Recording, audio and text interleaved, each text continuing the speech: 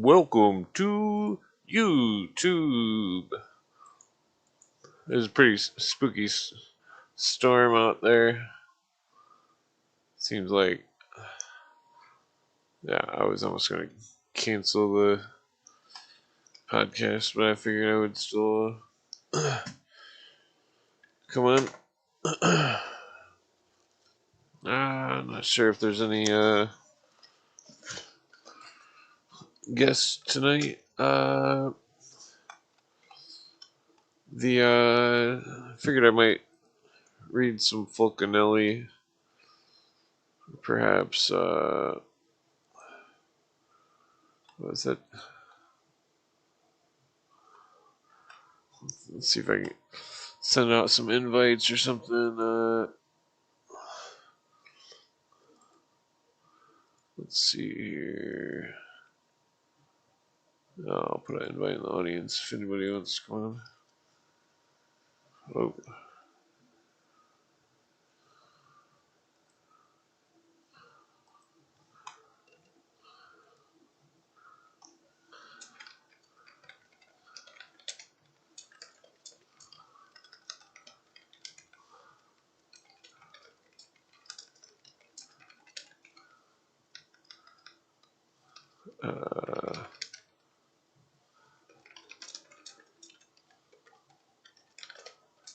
Okay.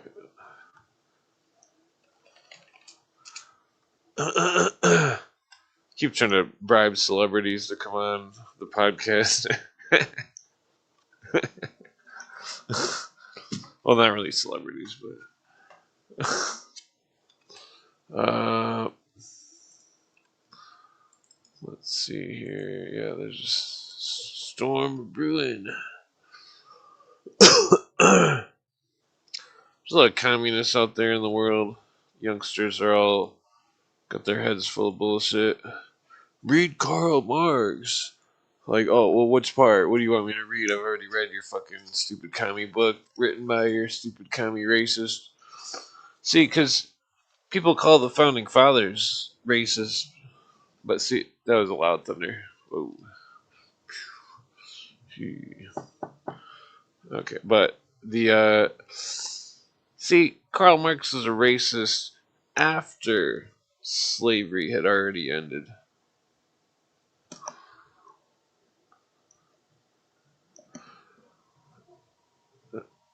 Okay,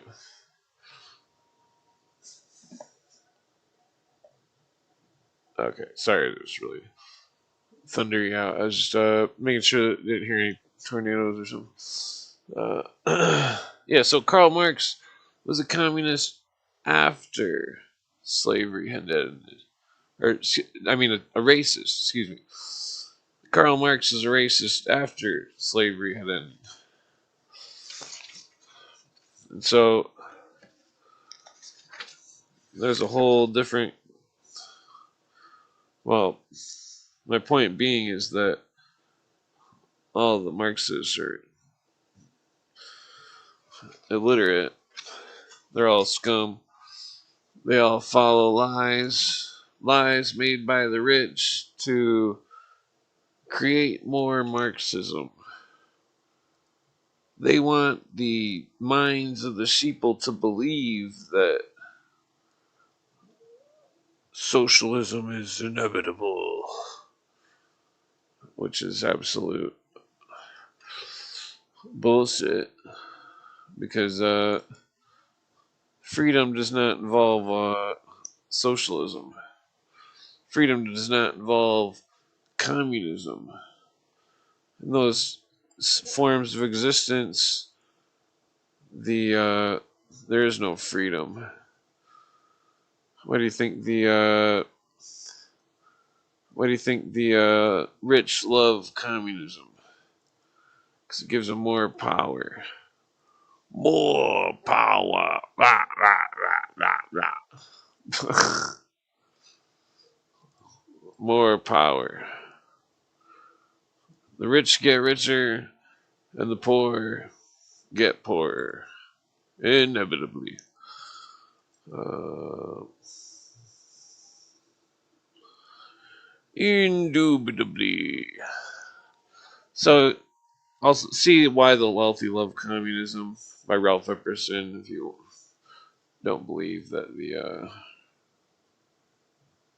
rich get richer and the poor get poorer through communism.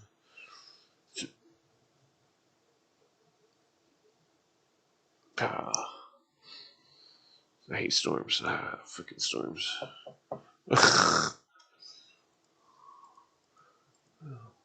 Okay, so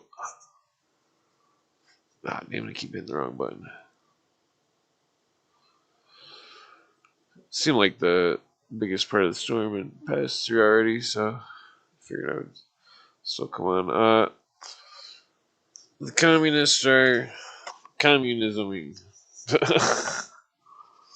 That's not actually a verb, but looks like we got a guest here.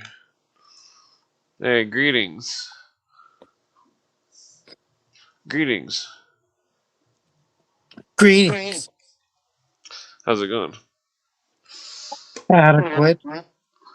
Oh yeah, yeah. I just got on. There's a storm.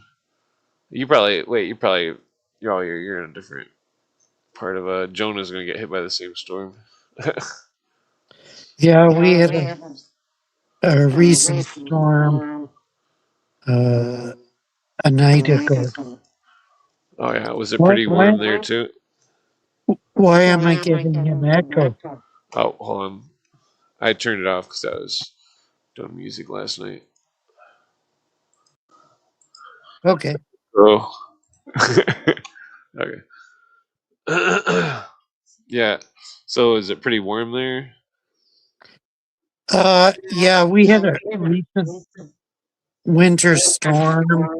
We had like 15 to 20 centimeters of snow, blah, blah, blah.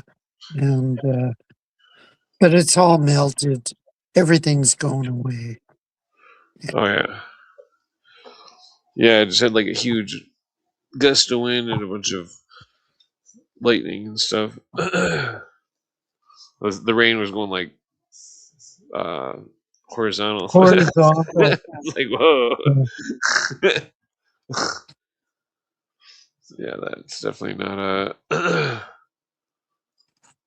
horizontal rain.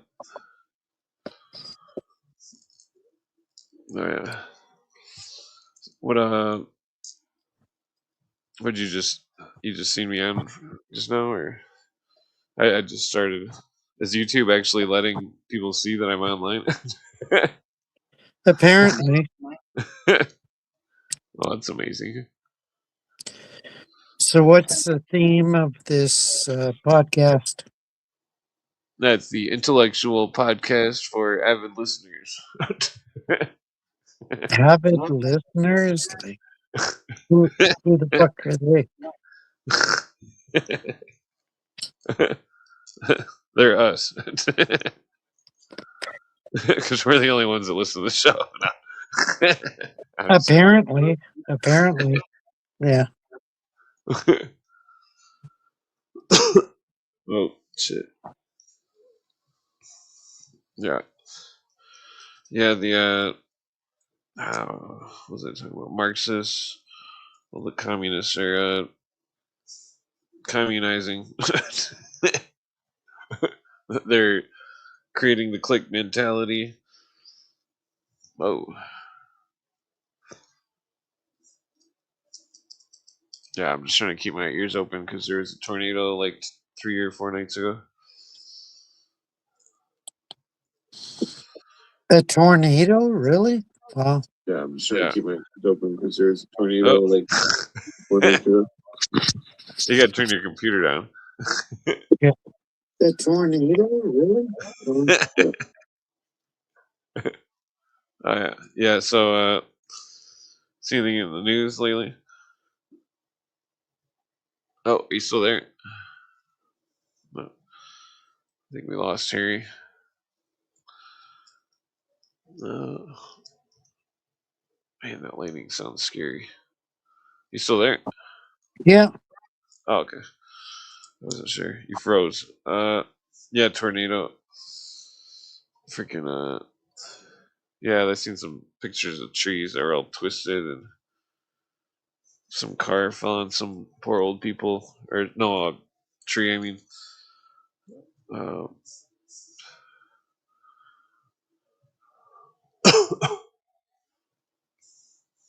yeah, freaking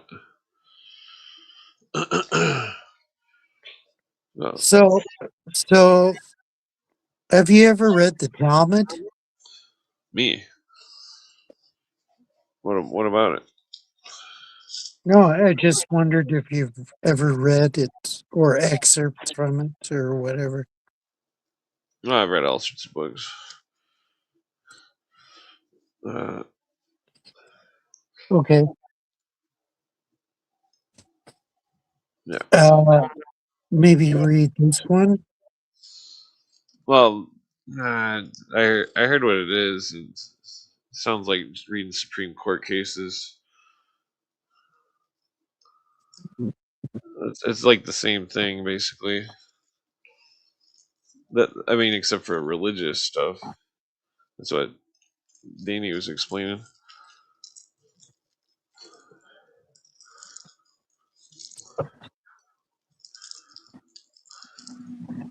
Uh,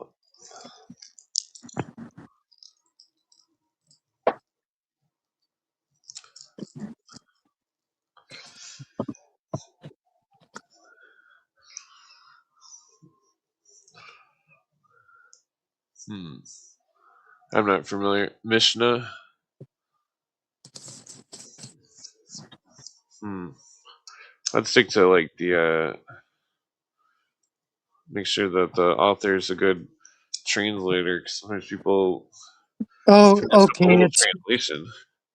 No, it's Jacob Neusner. He's a respected Jewish theologian. He's written over 700 books. Hmm. Also, the so this is something that I think is interesting. You've read the Mystery of the Cathedral, right? Uh, certain parts of it, certain Fulcanelli. parts of it. Yeah. Falconelli. Yeah. Yeah. So I think it was at like I think it was in the Paris section or something. Yeah, like roughly like a third of the way through the book. It's talking about the solar sulfur and what was the other term it used? Prima materia. You remember when it was talking about that part? Okay. Yeah. Well, so okay, so it was talking about it and it was saying that prima materia. One of the symbols of the prima materia was excrement, and that the Yeah. What does that tell you? well, that tells me that that some of those stories are all alchemy. It's all symbolism of prima materia and Do you think so? dissolving.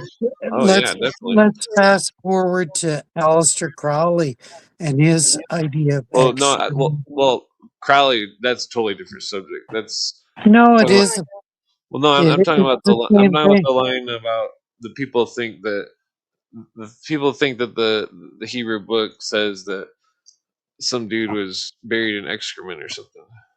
My point was about that book, Mystery of the Cathedral, is that I believe that that's an alchemical metaphor, and that uh, my mind was blown. I was like, "Whoa!" What? You think it was an alchemical metaphor, but I mean, Aleister Crowley Yeah, practiced but it yeah, but in Crowley reality. is. We're not talking about Crowley though. I was talking about Old Testament type stuff. Yeah, Uh, and what's the difference? well, there's a big difference. Really? Yeah, Crowley didn't believe in the Ten Commandments. And you do? Well, I like them. I don't have a religion, but I agree with the Ten Commandments. I mean, Or you believe in the no-hide laws? well, it seems like we all follow the Noahide laws, anyways, even without. trying to, Okay. because they're all just don't murder, don't do this, don't eat an animal's leg while it's still alive. I'm pretty sure none of us do that.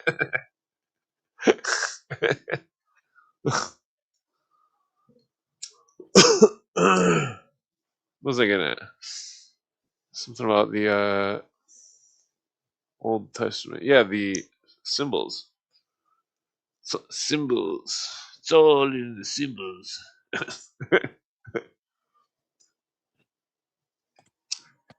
Yeah, yeah, that book is interesting because I read the first half already, but then I reread the first half, and it I think it's like the third or fourth, maybe fifth time rereading the first half, and like it's certain stuff stuck out to me. It was I didn't catch it the first time, or the second or third or fourth time.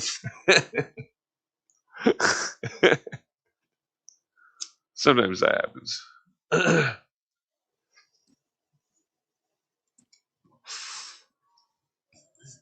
Well, there was an interesting story about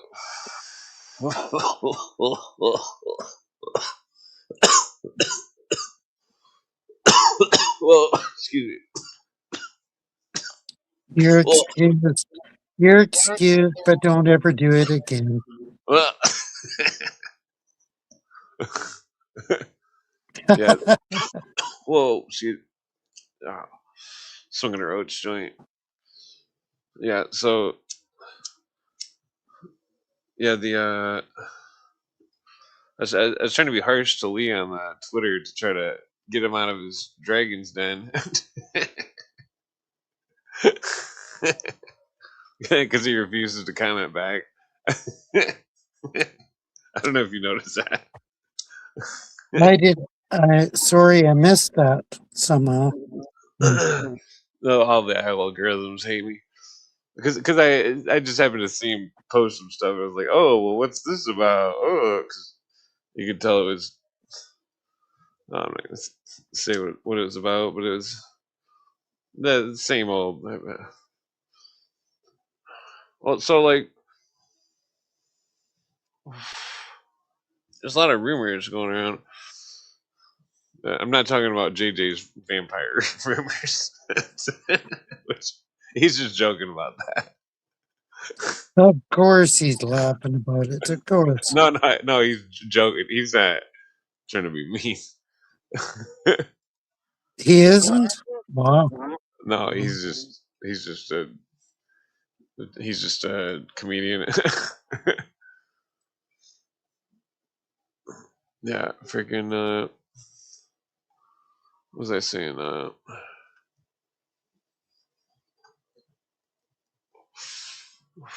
Well, okay. So this is interesting.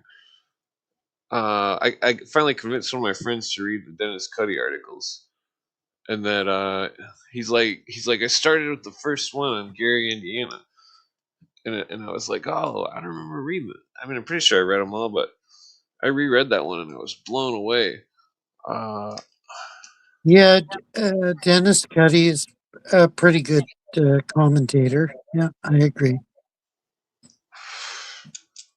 yeah, he was saying like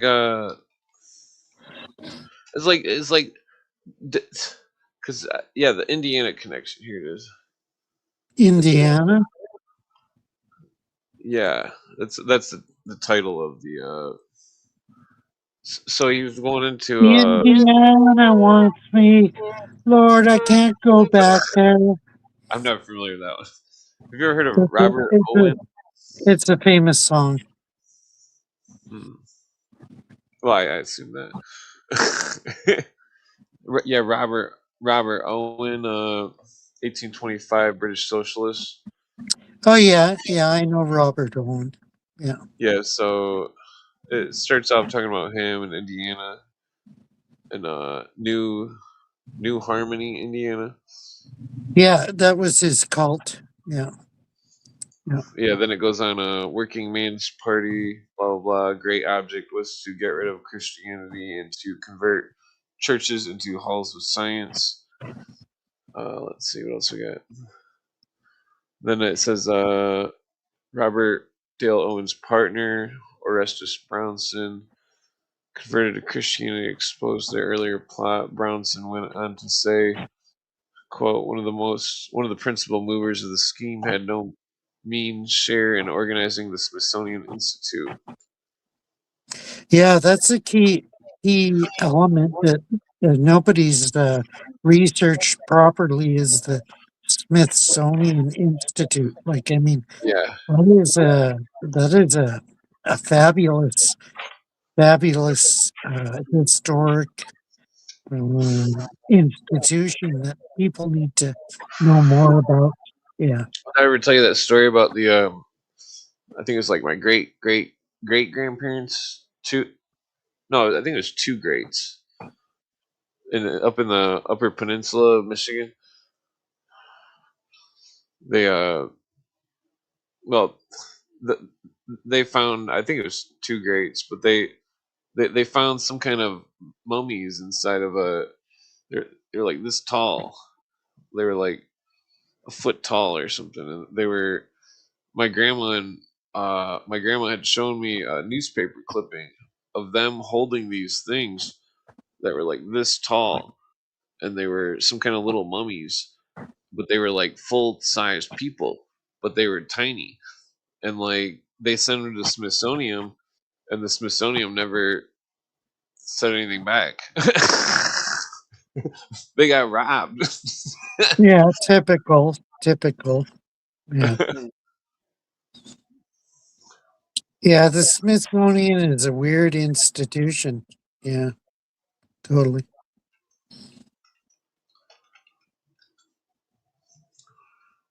Yeah, yeah. Oh yeah. So then it goes on. One of the ways that science was to undermine Christianity was through theory of evolution, prominent at the Smithsonian, proposed by Charles Darwin in the 1850s. Darwin's first cousin was Francis Galton, who coined the term eugenics, which he Yeah. promoted, which included sterilizing of the unfit. At the end of the 1800s, many people in Indiana were being sterilized, so much so that even the Nazi doctors during the later Nuremberg trials, something referred to the Indiana procedure. Yes, so the Totally, Nuremberg, totally. It started in Britain and transferred to America, and eventually arrived in Germany. Yeah. yeah, yeah. So they were calling the sterilization of people the Indiana procedure, which is fucked up from the British. What was that guy's name? Robert Francis Dale Owen. Dalton. Francis Dalton. Yeah. Oh yeah, yeah. Francis Galton. My bad. Yeah, David Starr Jordan was president of Indiana University, 1885 to 1891. Later was founding president of Stanford University, founder of radical environmental group called Sierra Club, and was the member of Oh Society. wow, the Sierra Club, the Yeah, fucking fucking eco freako movement. Yeah. yeah, they make fun of it in that movie with Jim Carrey, Dumb and Dumber. With, Oh, they I they missed that they reference. I they missed open the that. champagne and then they hit the owl. Okay, okay, That's like wow. a mock of the Sierra Club. Well, so then this same dude, David Starr Jordan, he was also he was a member of the Society for Psychical Research. Oh yeah, of course, of course. Yeah. So he taught a course called Bionomics. Blah blah. His prize pupil Elwood Cubberley, who would become the dean of education at Stanford in 1915. Blah, blah. Placement of politically correct progressive educators across the land through the American Board of Education, 1915. Well, Politically correct. How can you how can you understand all this and not deny the new world order and all that bullshit? Yeah. Oh yeah, the sheeple. Yeah. Yeah. Let's see here. Cubberley was leading in regard. David Tyack and Elizabeth Hainsott, and managers of virtue, wrote that Cubberley was an educational Tammany Hall. Same year, the 1915, Jordan was president of National Education Association. Yeah. Okay, so Rockefeller funded. Yeah. this is where it gets juicy. Isn't Rockefeller a 33rd degree Mason? Totally. At least 32nd. About the same time, the New York City Board of Education was adopting the Gary Plan. I remember riding through Gary, Indiana in the late 90s, driving there, and like we would be going to Chicago and you'd see Gary and be like, no lights on. There's like all these factories pumping out smoke and all this shit. It's like, man, this is a shithole. Yeah, Gary, Like, Indiana man. was the epitome. Yeah. Yes. Then,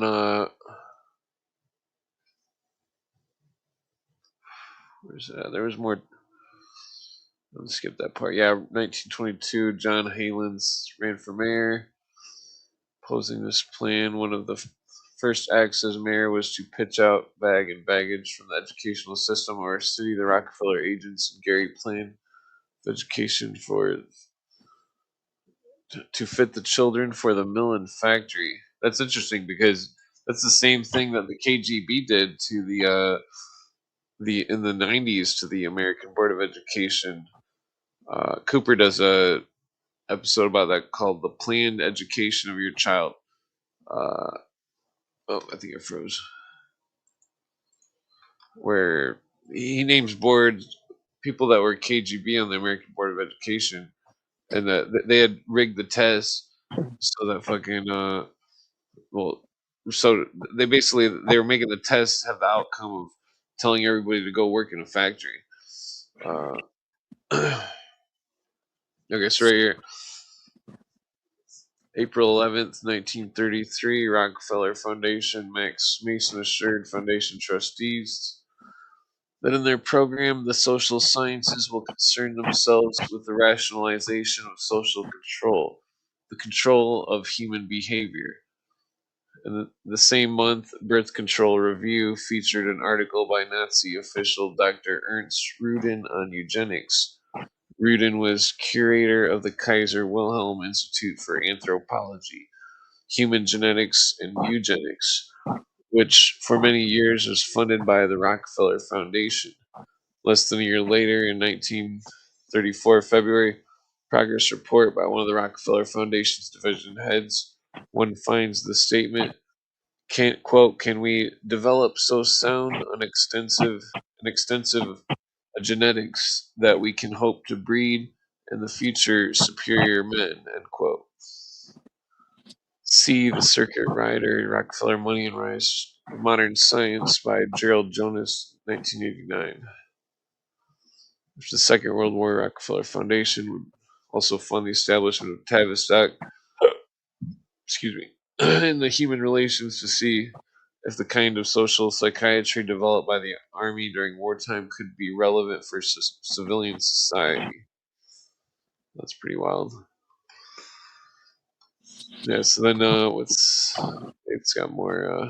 I'm not going to read more than these next couple of paragraphs, but 2 years after Mason's statement up to the trustees of Rockefeller's Foundation, sexologist Alfred Kinsey was was well into Hello. research Hello, about Kinsey. sex. 1938, Indiana University president Herman You know, Wells Kinsey was approved. a fucking Hold on, pedophile.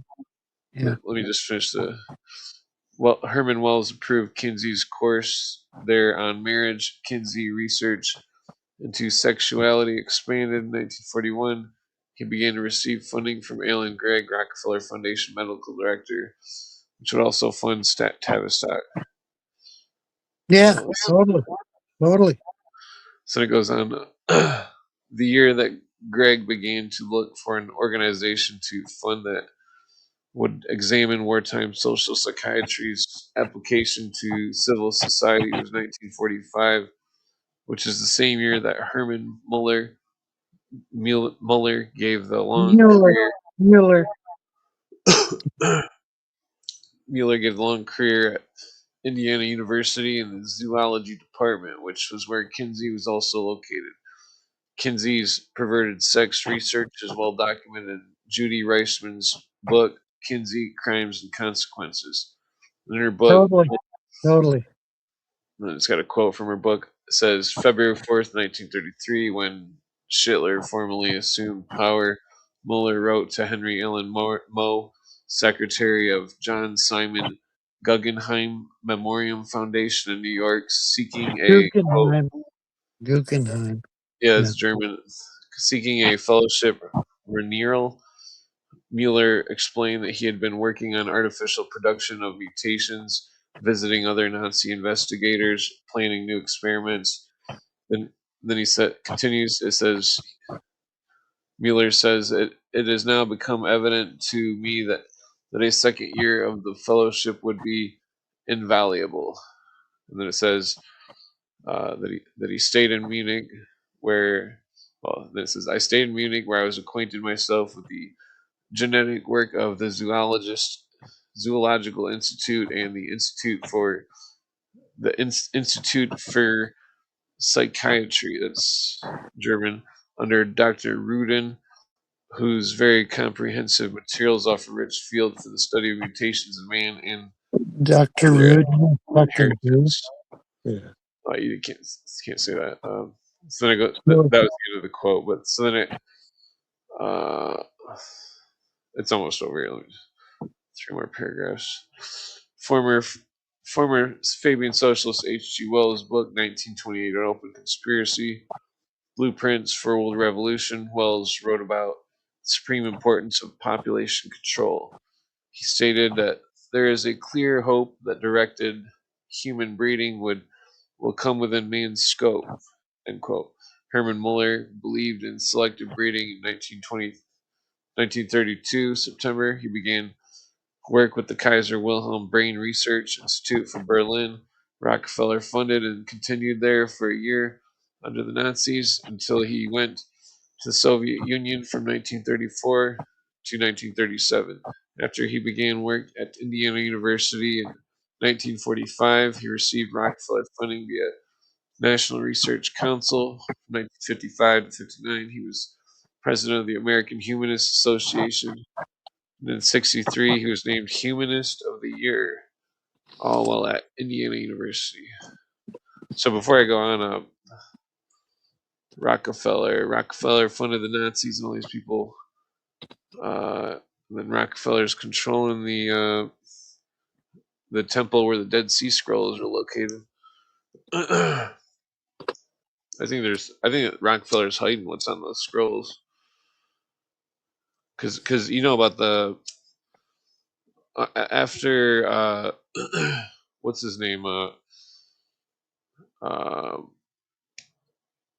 Allegro. After Allegro wrote his book about the mushroom, he was oh fired yeah, yeah, yeah. immediately because Electro. Rockefeller Yeah. didn't want him to say you know anything that wasn't part of the And agenda. you believe Allegro's book? I don't. I don't believe it at all.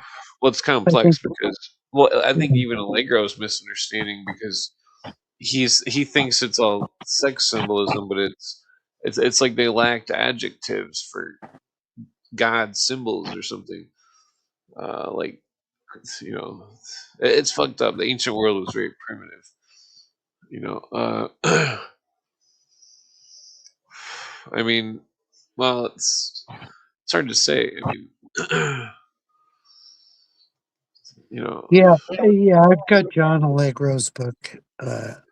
I've is it, I've reviewed it. Blah blah blah. Yeah.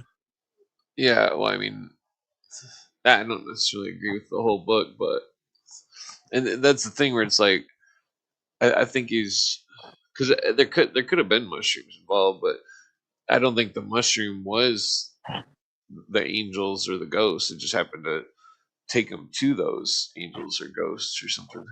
Yeah, he was alluding to the Eleusinian mysteries and the cult that Yeah, was involved with that. Yeah, yeah, they were supposedly drinking a hallucinogenic beer. yeah.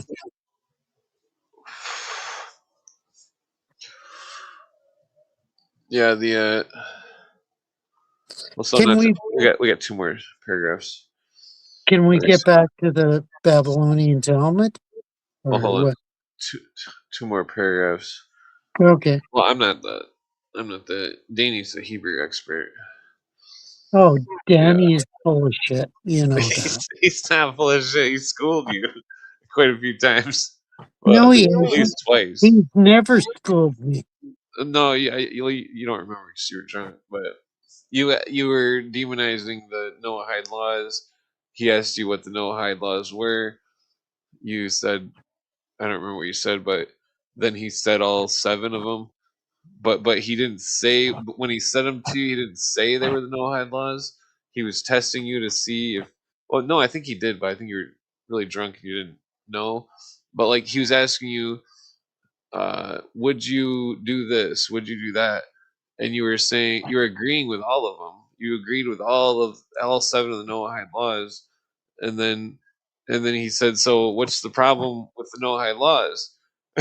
And you're like, "Fuck you!" And you call him a bunch of names. It's like, oh god. I don't remember that.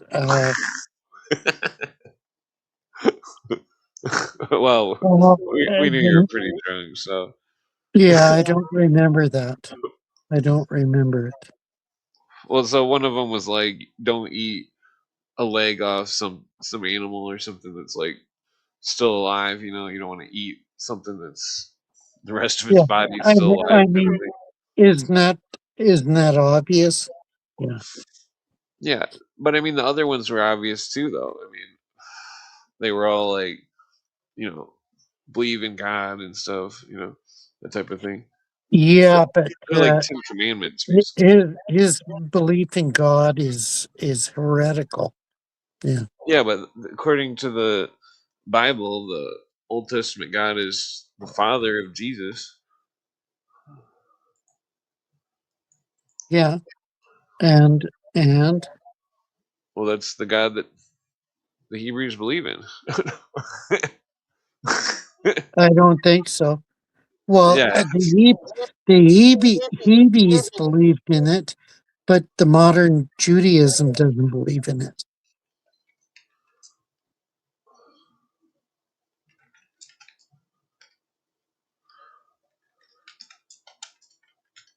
Okay, one second. I'm asking the Grok to reiterate real quick. Okay, so Oh, Grok? no, Seriously, well I can Grok? remember all seven of them. Okay, so the prohibition of idolatry, worship of false gods, statues, etc. So you are against idolatry.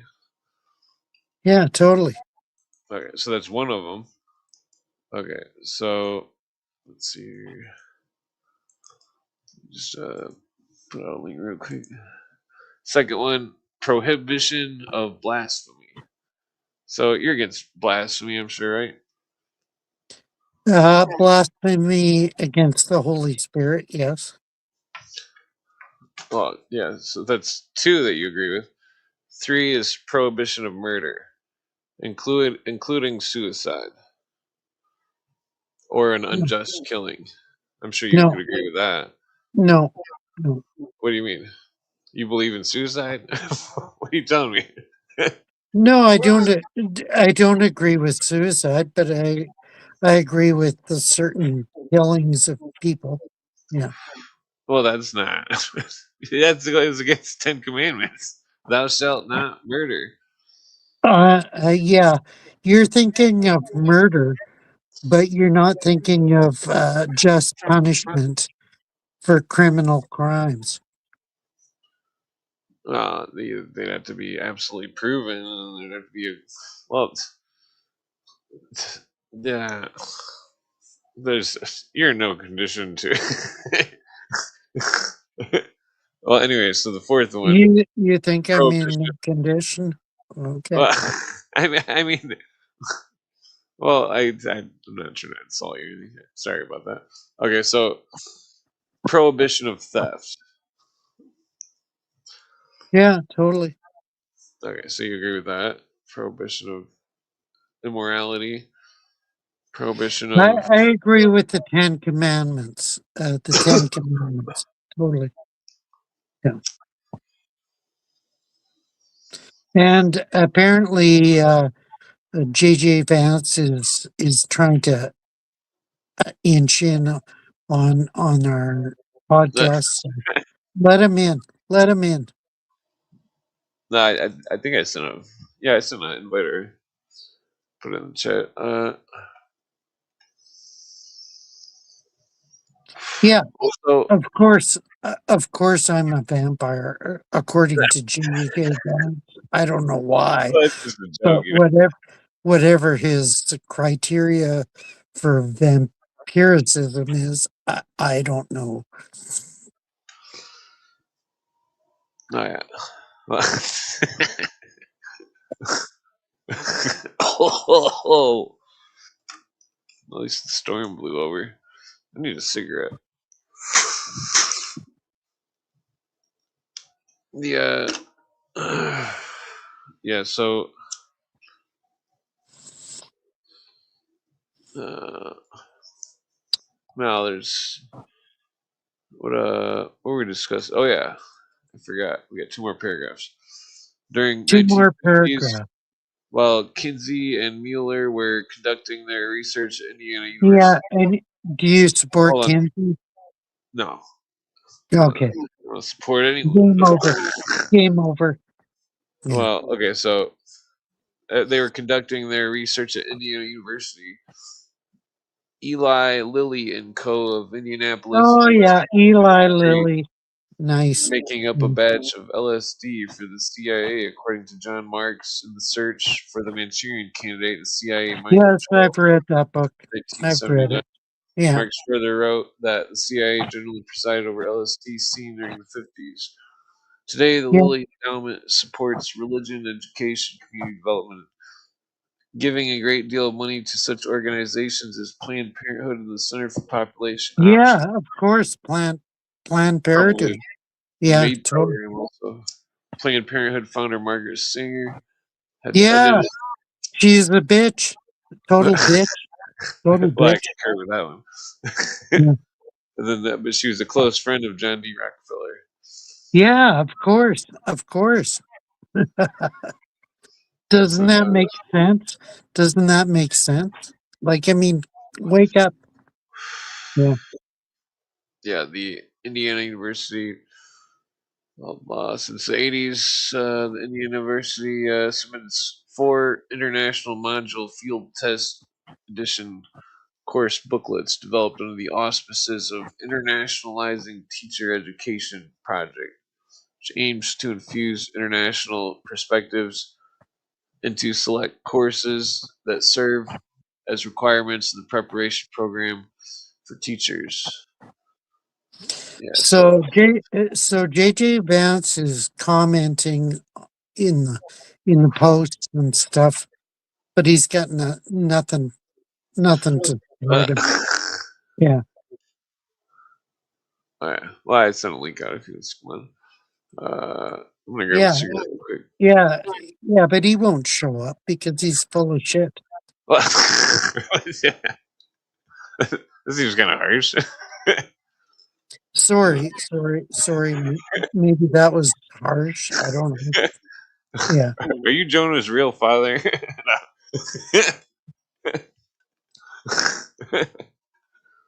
Jonah's real father? I don't get that All connection. right, let me just grab a cigarette real quick. Yeah.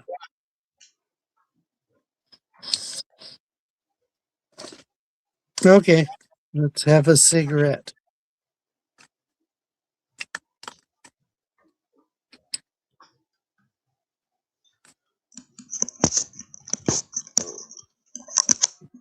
Luke, I am your father. And JJ Vance, ooh, I don't know what the fuck you're talking about because I can't defend the Talmud. I can't defend the Talmud. And Well, I don't think you whatever. comprehend it. That's why, because according to Danny, it was just like it's like old court cases. They're giving If examples there's of fucked up okay, shit.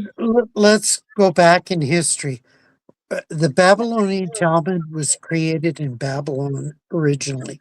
It was Yeah, but so formulated, was yeah, but so and was and and and hold on. and, So and was most Jonah, of it, the Bible most character listen, that listen, Christianity comes from. listen, Clint. It was mostly conversations between rabbis about uh, uh, a Well, it was legal about well, methodology, and no. if you talk to Hold a on. You already rabbi, admitted that. Hold on. if You you already talk admitted to that you a put rabbi nowadays, and he hold on, says, hold on. We already went through this like for 2 hours, like "Did 2 weeks we? ago. Did we? Yes, I swear to God. When Danny was there, he got very upset. 'Cause he was well. No, Okay, you weren't upset. You took notes and you actually had books and you actually were like you said that you'd never been shown certain stuff and you were impressed or something. You took some kind of notes. You actually uh, it, uh yeah, I remember because it's like see, I knew we could get Harry to see the light. what what are you talking about?" It was on this show. You and Danny were on the show. It was one of those nights, fucking like we're like 3 hours in the show, and you guys were always arguing about the same shit. Fucking and then he started bringing some books to the table that were it was like 5 in the morning or something. You were actually impressed with the books that he was and the references or something because he was explaining stuff and that you weren't aware of the stuff being like that. I didn't actually I didn't even know that much stuff about Jewish stuff, and I wasn't trying to learn all that stuff, but I definitely learned quite a bit from him. All right, well, I rolled up a cigarette to smoke with you.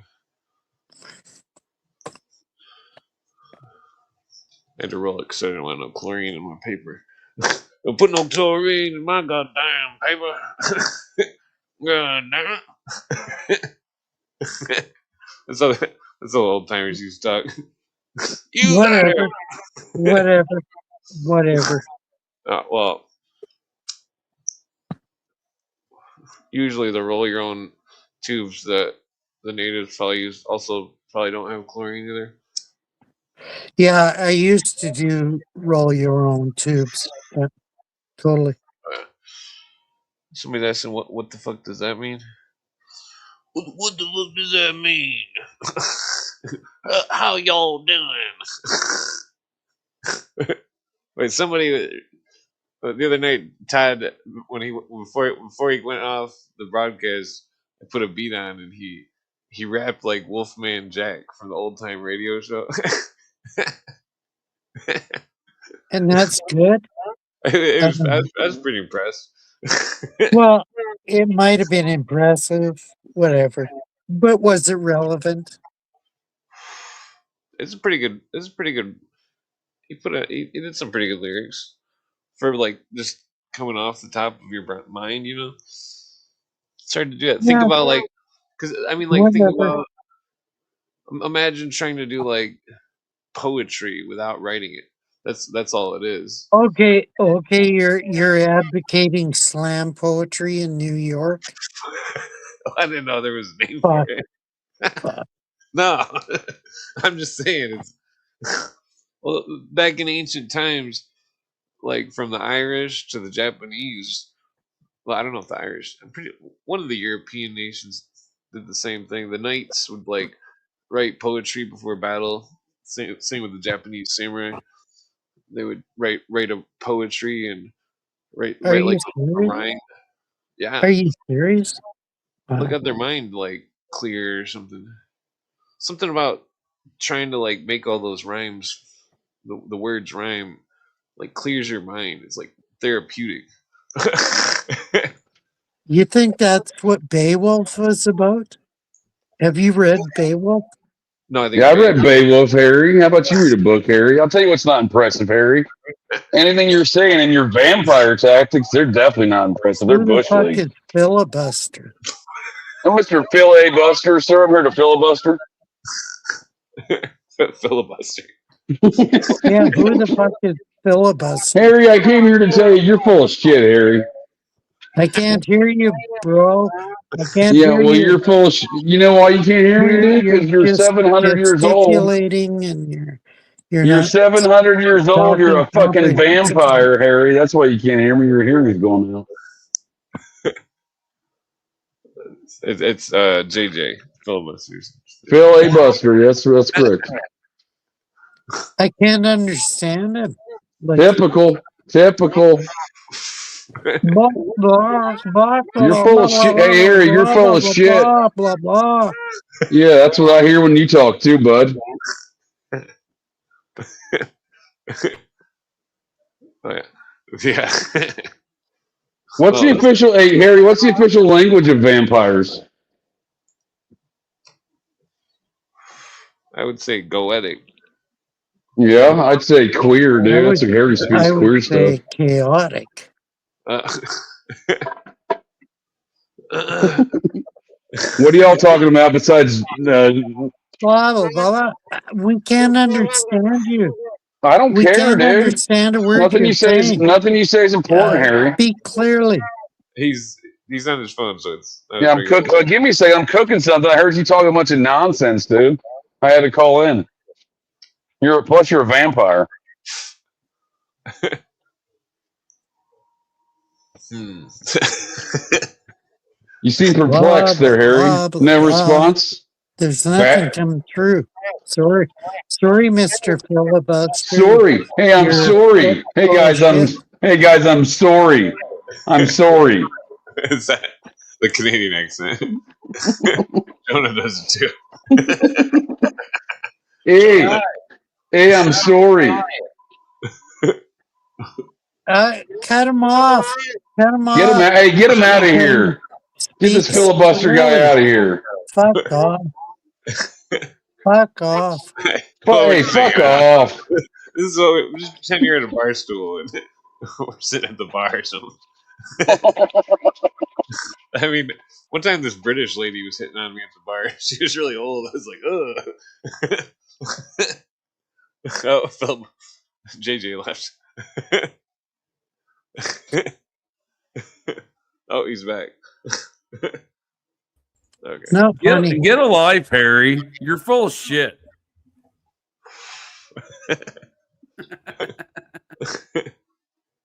Yeah. The No response. Bat got your tongue. No. Okay, here we go. Get it? Here we Hey, get it, go. Harry. Bat got your The tongue. Instead of cat got asshole your is tongue. on. The asshole is Because you're a on. fucking vampire, Harry.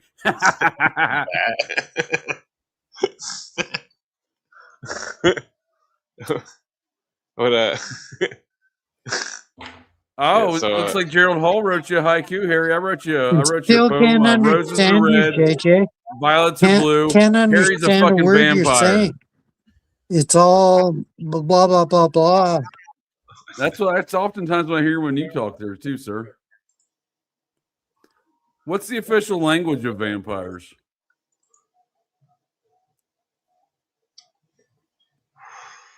Bat got your tongue again, Harry?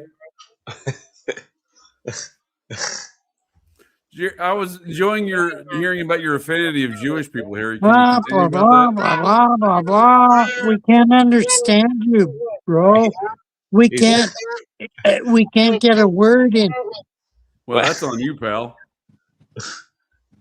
well, so he thinks you're a vampire because you're anti-Semitic. Well, he's just racist in general. No. Okay. Yeah, racist in Whatever. general.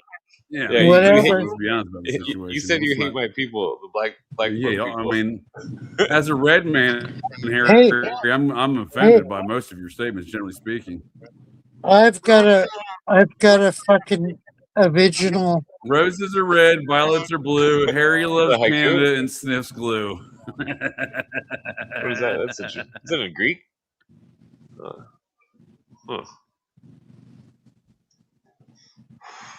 Yeah, so It's hard to tell, dude. It's probably something anti-Semitic. Jesus sent us to exorcise the demons out of here. Exorcise the demons.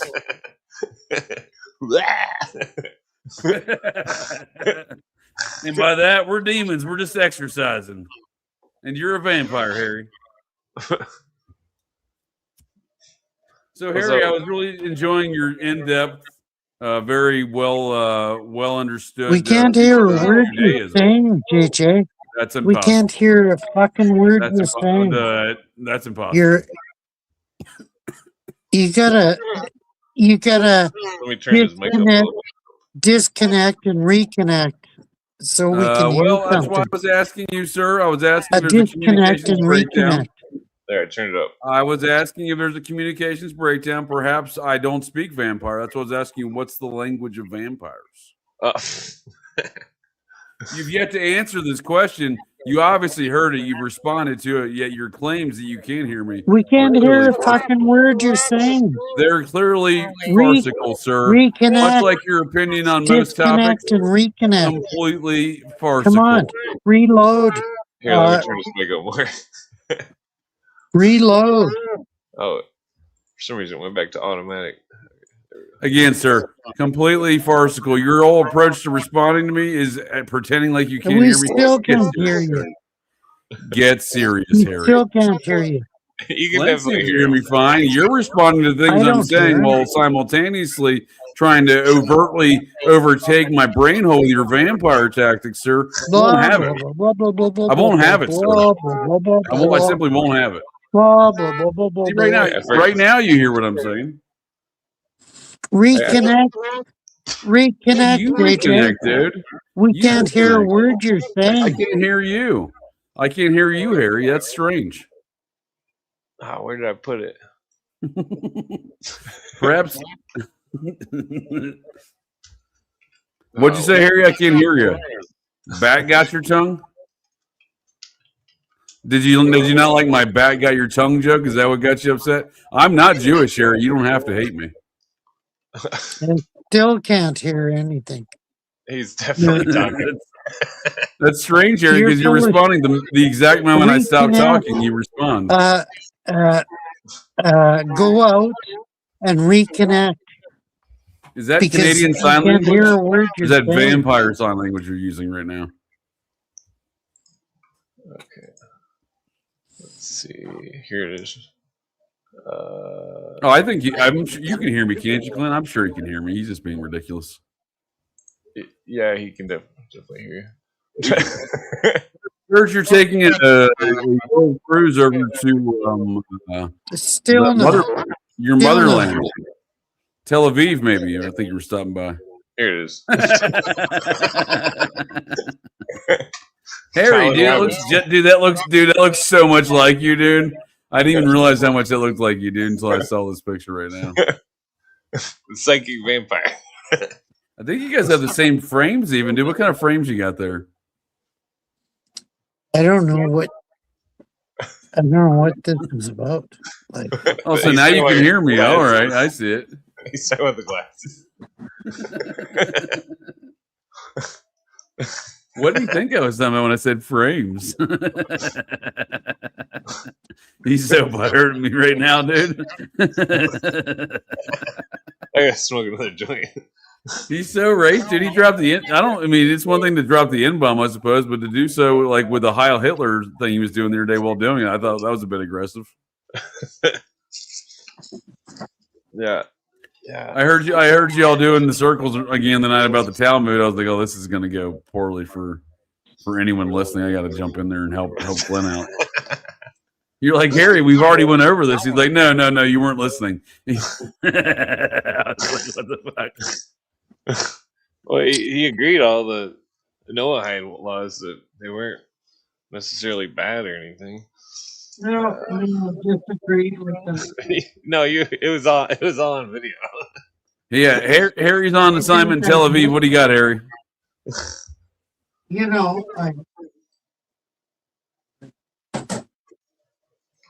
Well, you can't possibly support the Islams. I mean, shit.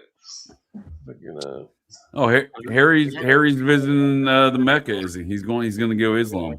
Let's see. What's strange is Harry could all of a sudden hear me when he walked away from the computer. I find that fascinating. That must be a work of some sort of magic. Yeah, well, I'll take the picture off. I'll come back. All right, you can come back, Harry. I took the picture off. yeah, rewind. I didn't agree with all the Noahide laws. What do you think Tel Aviv's like this time of year, Harry? How's that? What's it like over there?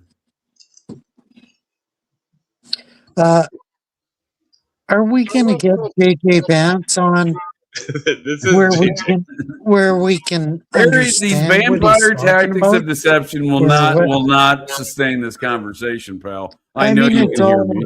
jumble. Yeah. Well, that's basically all you have is You jumble. can hear him? I can't hear him. Which is weird that you can't hear me as you continue to respond to me. That's strange.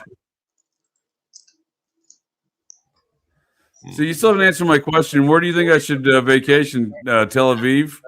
Or do you have another spot that you recommend? It doesn't make sense. You know the Nazis were sided with the Islams, right, Harry? Apparently, according to what's Edwin Black's book, yeah. Well, Cuddy as well. Yeah. And then the socialist, they were socialists. I didn't know you were converting to Islam, Yeah. Harry. What's Islam's view on vampires? What does that tell you? Is that accepted?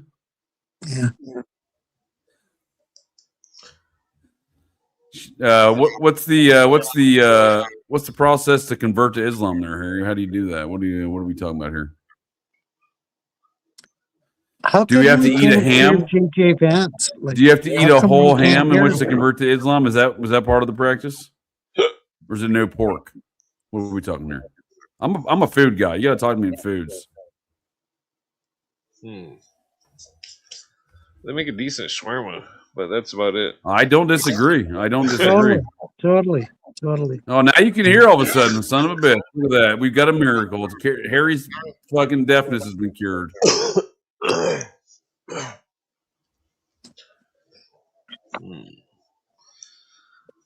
What's your favorite food as the new Islam guy, Harry? What do you get into as the new guy in Islam, food wise?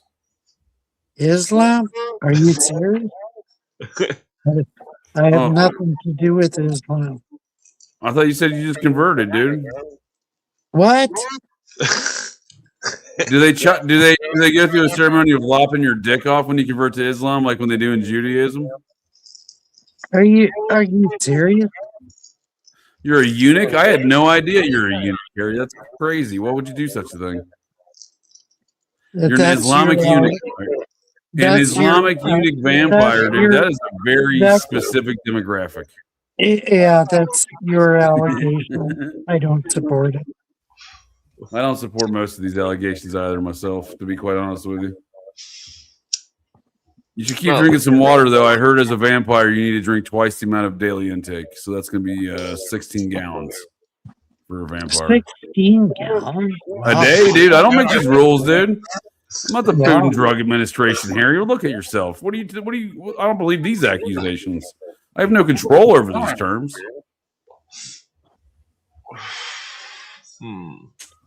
Yeah, you're totally making them up, I guess. I don't know. You said I'm full of shit, Harry. Well, all of a sudden, have you changed your opinion and pretend like I'm not full of shit? I mean, I don't make these rules, dude.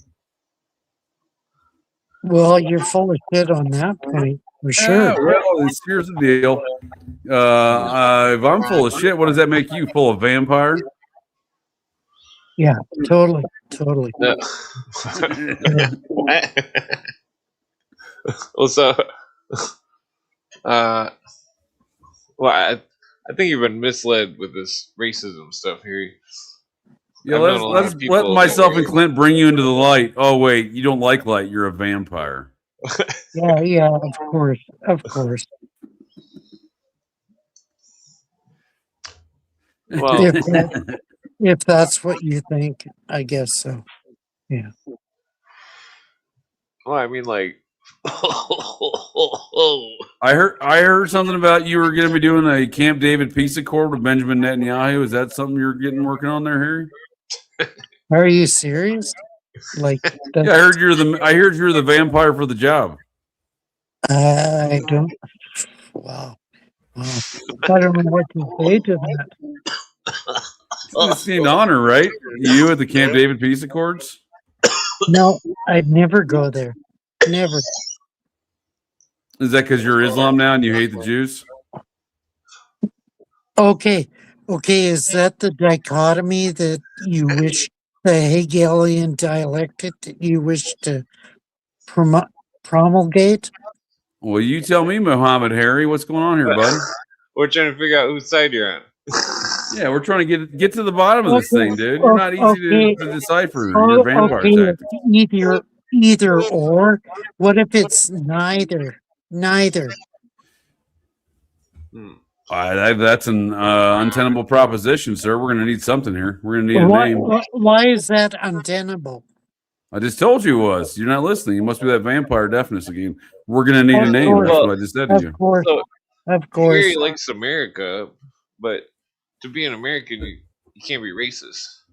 What if Americans don't like Harry? How about that? Did you ever consider that one, Harry?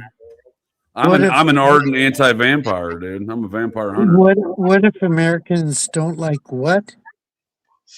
Vampires, Harry. Here in America, we don't like vampires. Yeah, and so what? Well, that means you can't come here. You're banished. Then, hey, that's a good suggestion. Denounce the Talmud, Harry. Let's hear you do that. Swear on. What's the name of the Islamic? Swear on the Quran that you hate the Talmud. Until I see that, I'm not believing any of it.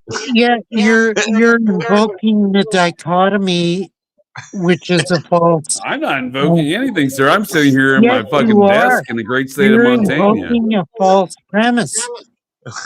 Totally. I am doing nothing of the sort. What I am doing is extending you a contractually obligated instance where you must grab a Quran from your bookshelf and then swear on your Quran that the Talmud sucks. Yeah, it's a false dichotomy. Like you're illogical, totally illogical. Well, you win some, you lose some. What? I denounce the Talmud and I denounce the No, you misunderstood what I said, sir. You're gonna need to put your hand on the Talmud. I swear under the Talmud, under the great Muhammad, the kid diddler. I think. I denounce the Quran. I denounce the Talmud. What's wrong? What's wrong with that? Well, I'm not shocked by these accounts. Could Christianity exist without the Hebrew religion? Okay, yes Clint. No?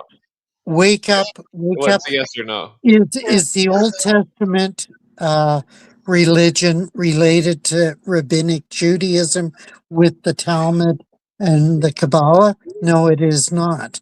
It's not related at all. Well, you would know. You were there when they were written, right? It was when did you got bitten before that, right? As a vampire, so you probably saw all these things happen.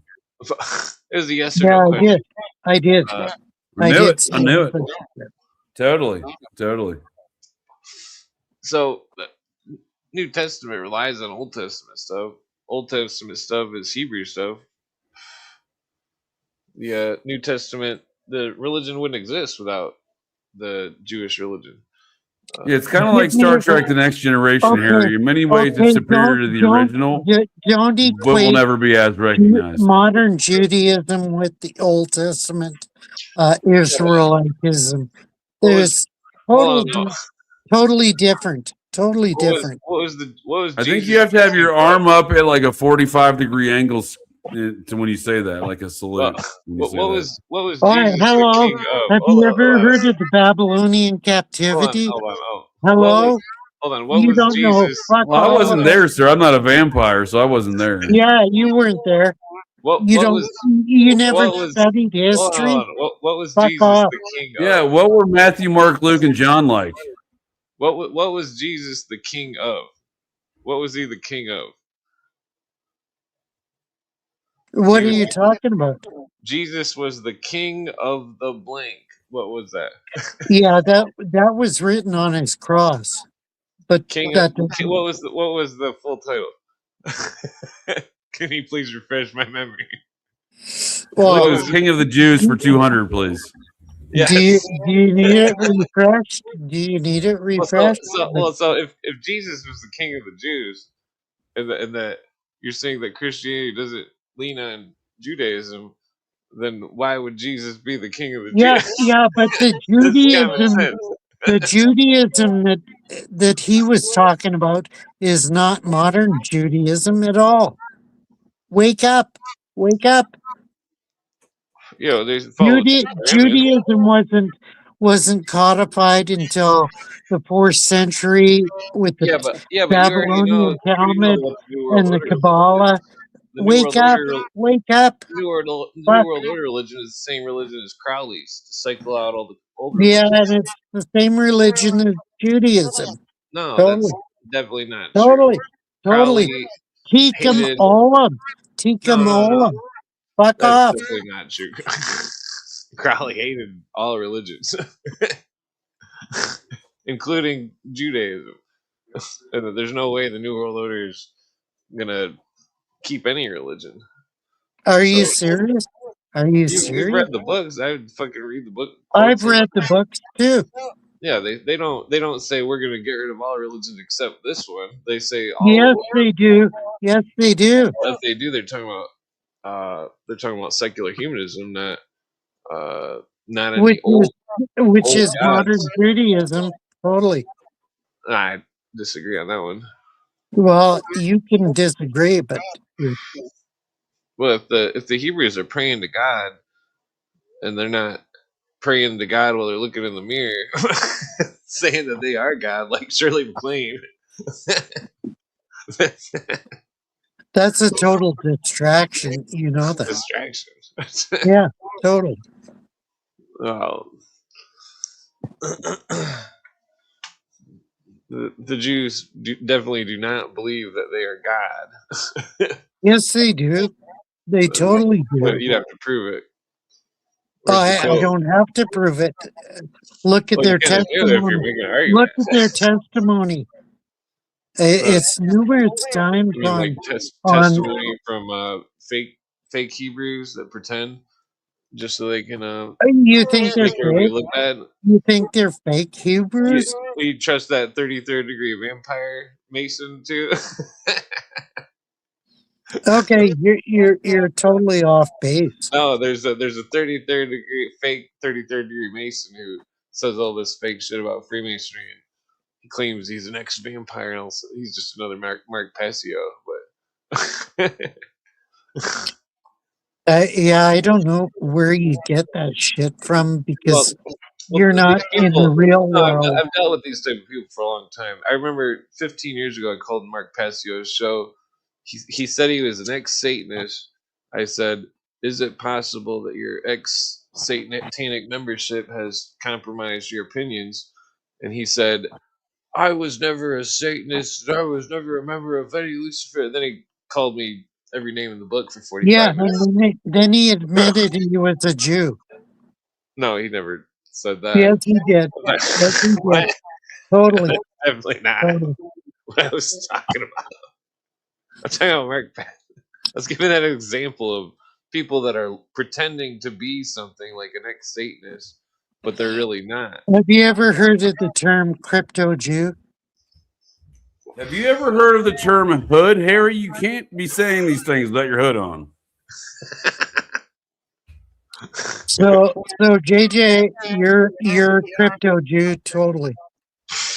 Yeah, What? dude, I'm a cryptozoologist Jew. That's right, Harry. I don't even know it. Yeah, because You don't have to use slang. whether in fact you're a Jew or not, It's not impressive you're when promoting their bullshit. It's not impressive when older people use slang that younger people use. You gotta say real words here. Real Yeah, words? don't be Like calling me a what? I cryptocurrency don't even Jew, know. Harry. I'm offended. I don't even know what the hell that means. I can't keep up with these youngsters. With their immortality through Have, psychic vampires. JJ, have you read the Talmud? Get off the pot and tell me you've read the Talmud. Well, you've already argued with Danny about this quite extensively. This is all on video. I mean, you can't bust out these types of arguments. Danny's not here to Yeah, they're support. totally, I mean, they're totally based. I mean, No, wake no, up, no. We don't use wake those up. words here. Based. I despise. People are lucky I don't drink. Otherwise, I'd be fucking going ape shit, fucking shaking everybody's Yeah, hand. you would be, you do go ape shit. Totally, you do go ape shit. Yeah.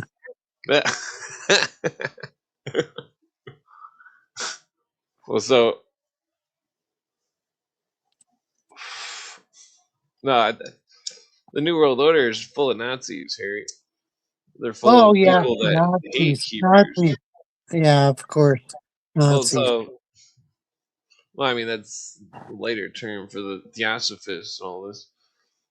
The Yeah, which the Talmud totally supports. that Theosophy does not worship the same God as the Hebrews. They Yes, worship it does. Lucifer, Totally, totally. serpent on the tree. Serpent on the tree didn't make the universe.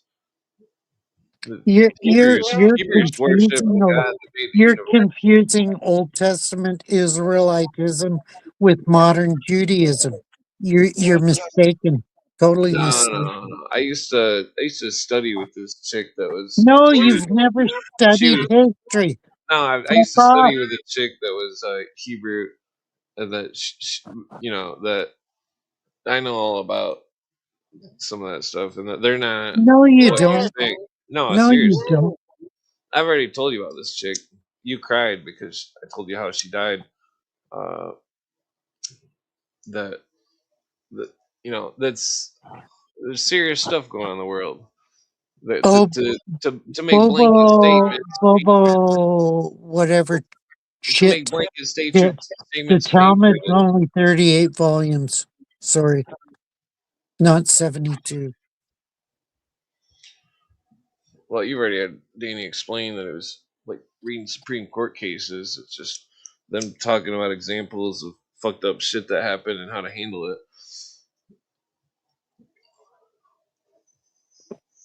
Supreme Court cases? Like, what are you talking about now?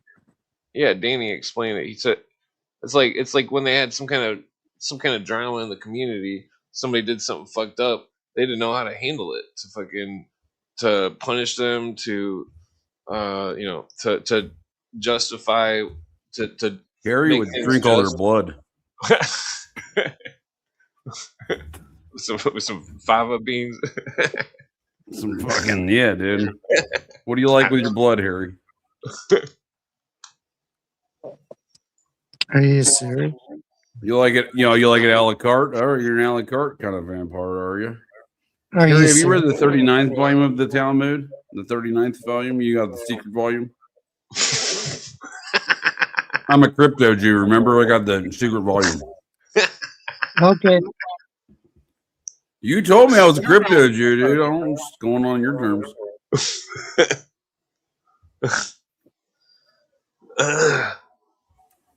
Yeah, Yeah. Yeah, read him. Read it. Have you ever seen that Jim Carrey movie, Once Bitten? That was a pretty good one, right? No, never seen it. I hate Jim Carrey. I What? hate him. He Is doesn't he hate you, Kiwi? Harry. How dare you? Thought The Jim only Carrey. good movie was what was that movie where he was in the simulacrum? That was a Schindler's good one. List? No, No, it was a no. ripoff of the Twilight Zone. The Truman Show. Truman Show. Yeah, Truman Show. That was good What'd you like about that, Harry? because it was all bullshit. Wait, sorry.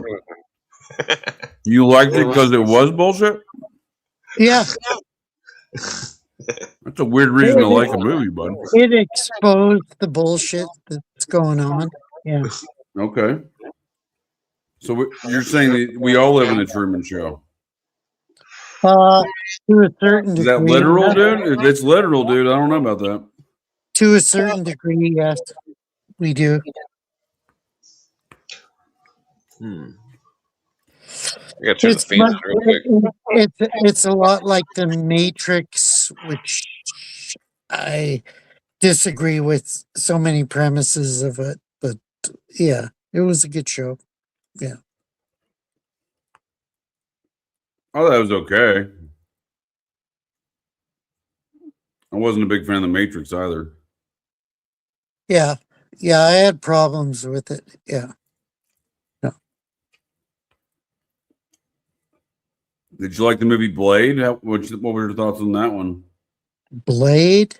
What was that about? Vampires. No, I never seen it. Sorry. Typical. Typical. What's your favorite movie, Harry? Yeah, typical. What's your favorite movie, Harry? Birth of a Nation? Does that have vampires in it? No. Who's in it? What? How could that be? What the fuck? Second favorite is That's a goddamn Metropolis. KKK movie. And third favorite Yeah, it's is got vampires in it, right? no. Third favorite is The Last Starfighter. I got a cross on my shirt, Harry.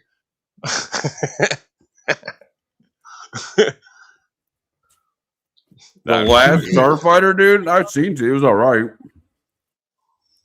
Yeah, it's a perfect fantasy. I mean, nobody from trailer trash housing, and he gets to. Whoa, dude. When did you become so bougie, dude?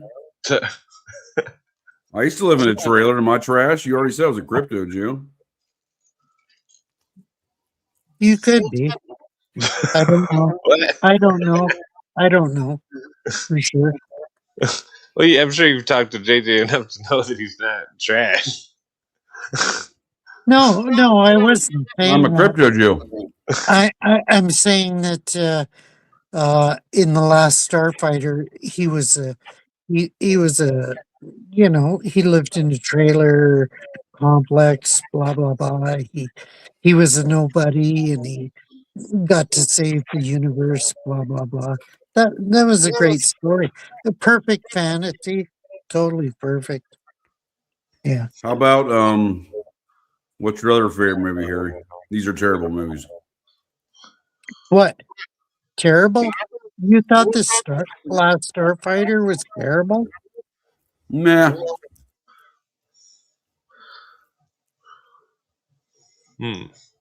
I didn't think it was worth listing as a favorite movie of mine, if that's what you're asking. Okay. I agree. Whatever. Yeah. How about I'm trying to think of another movie that doesn't Casablanca. include vampires. Casablanca. Casablanca's garbage, dude. No, it was pretty good. It was pretty good. Oh, yeah. You ever I seen one time Dead watched the Ugly? top 100 movies on the top 100, whatever it was on IMDb or whatever. And Yeah. Casablanca was on there. I was forced myself to watch it, and it's terrible. I don't think I've ever seen it. But no, I think I've seen it for film school or some shit. Yeah, it's one of those movies. Exactly. You probably did watch it in film school. It's one of those movies that show like, oh, this is a great cinema. Go fuck yourself. It's a terrible story. I Would know. like it. I agree that the theme and It's all everything. nostalgia. It's all nostalgia to the folks like that movie. Yeah, I agree. Citizen with you Kane was there. a good movie of that era. Citizen Kane was a good movie. Citizen Kane was amazing. Yeah, totally. Yeah. But like everyone wants to say Gone with the Wind's such a great movie, and that thing's dog shit. Yeah, I watched it and I wasn't impressed by it. Yeah, I don't know why folks are so enamored by it. yeah. A minute later. I like that movie from the '80s called House. That was a good one. I remember seeing that when I was a kid. House. It was like a Never horror heard movie, of but it Was was it? comedy. Did they make a sequel to it, dude? House 2, the second story? Yeah, with like the Aztec mummy or some shit. It was, Nice. I seen that one too. I remember watching that. Yeah, I remember seeing Total Recall in the movie theater. Yeah, the original Like Total three Recall was boobs. good, but the remake was shitty. Yeah, totally shitty. I refused to watch it. Was that the one with Colin Farrell? Yeah, Yeah, yeah, it it was wasn't shitty. that It great. was Yeah, shitty. I refused to watch it. Thank you. Thank you. As a cryptocurrency Jew, I just can't have myself associated with such a garbage cinema. Nice. Nice. Technically speaking, aren't all Jews cryptocurrency Jews? Well, He's got some kind of. I've heard yeah, somebody else yeah. say the meaning. Most modern people are. Yeah, It's yeah. some kind of Yikes. reference to people that think they're Jewish and aren't, basically, but it's not. But people Yeah, aren't calling the British Israelists crypto. You know, yeah. you can Hillary tell. Rodham Clinton is a Well, my crypto point though. Jew. Yeah. My point is that all these people that are claiming this stuff, this anti-Semitism, they're not seeing the fucking this Aryan race conspiracy that's huge. That's fucking. Hey, Pedro Cervantes. I've never seen Fiddler on the Roof, and I refuse to watch it.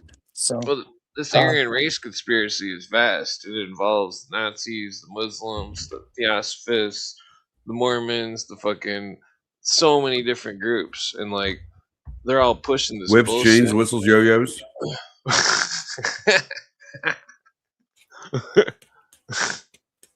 They're all pushing this agenda, and that this agenda is clearly not a Jewish agenda. It's an Aryan race agenda. And fucking you think so? yeah. You really think so? I don't think so. I think so. I mean, the Rothschild Enterprise of Israel, your favorite country, Harry, they had no problem hiring the Nazi hitmen, did they? The SS style officer hitmen, did they? Yeah, I agree. I agree totally. Totally. So that makes the argument about something else. And when these two groups work together, Yeah, Yeah. Yeah. totally.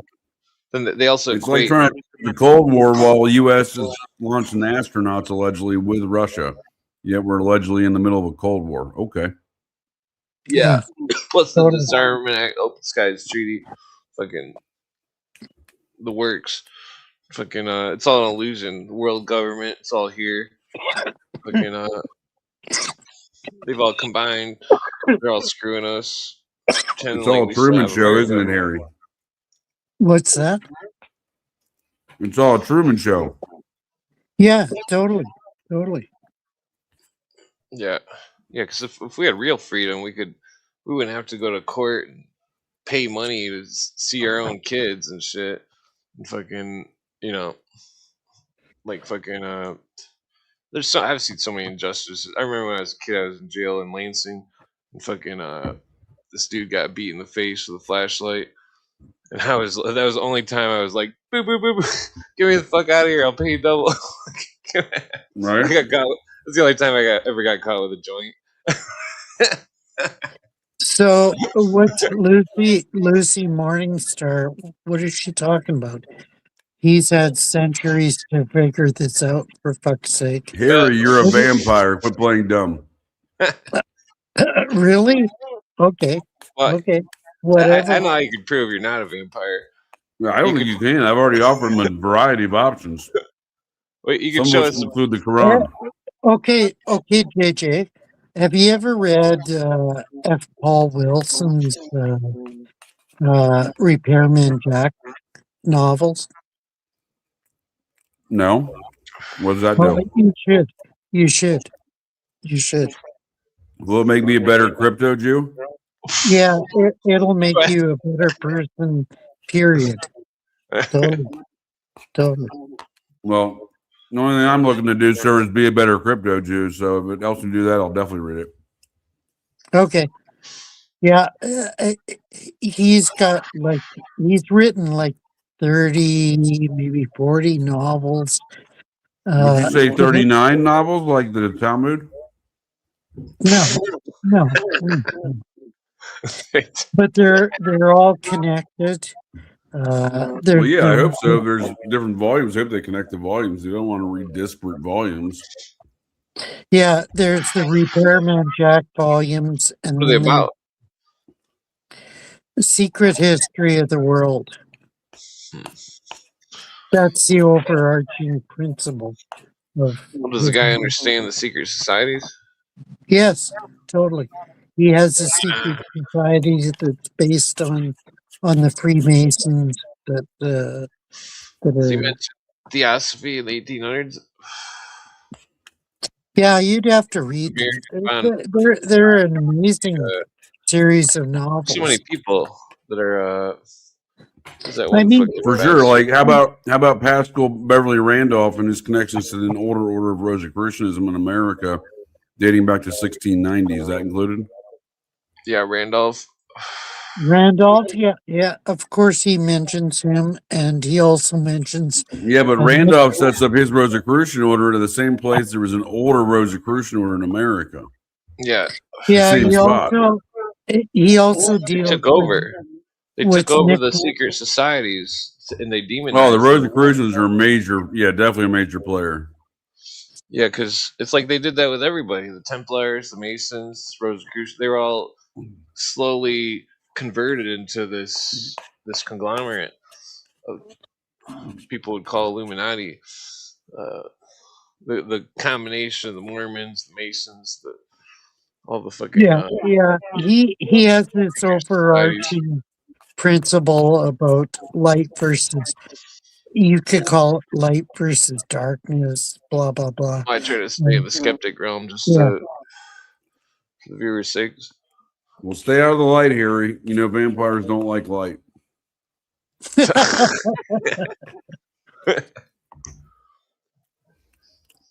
And on that note, I just ate my dinner, so I'm gonna go call her in here, fellas. Yeah, Good peace out. chatting with you. Thanks for the invite. Take it easy. Good luck vampiring, Harry. Vampire. Yeah. Whatever. Whatever. Well, I still got this. I'm just trying. Yeah. So what were we getting at? There's some good. I forgot what this one right here.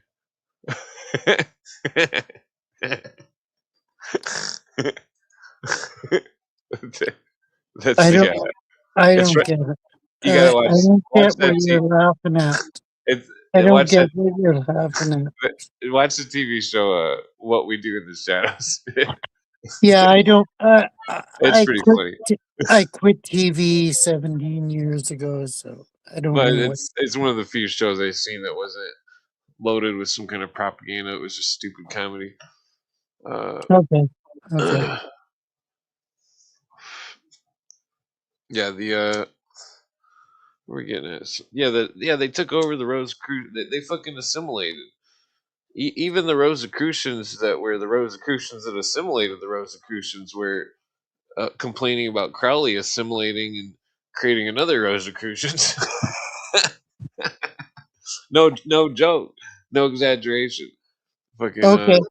Okay. yeah. It's like That when makes sense. That well makes then sense because Crowley was so ultra.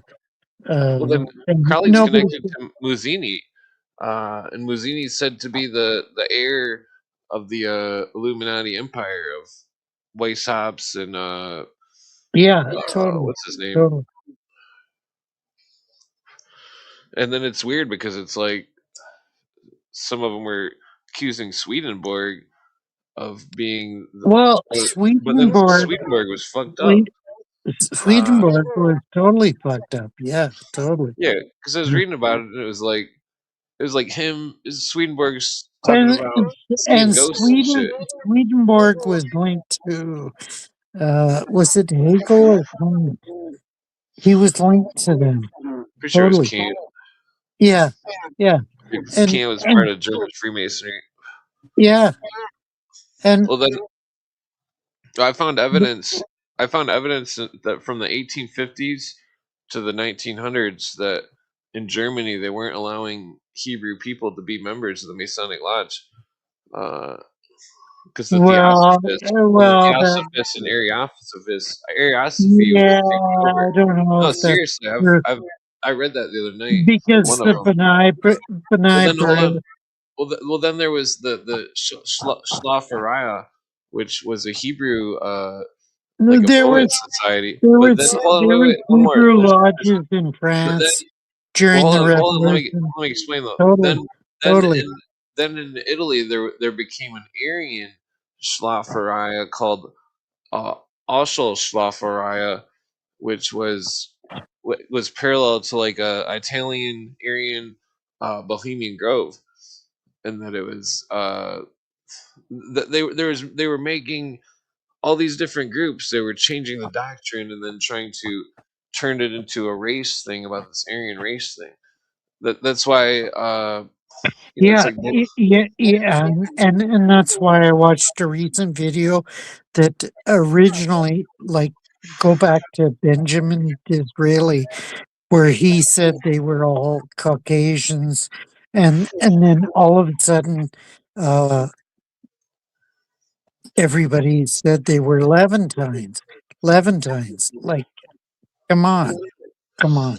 well, it's like Cooper says that the people that are these Aryan race people, they're misquoting a thing about Adam being red in the cheeks or some shit, and that Oh it's like yeah, yeah, that makes sense. Yeah, yeah, they're totally. mistranslating it, and that it's Yeah, they're doing all sorts of mistranslations. It's like they're on a runaway train of insanity where they're just running with all these mistranslations and they think it's real, and so they're insane. I mean, all of yeah, it's insane. And then totally.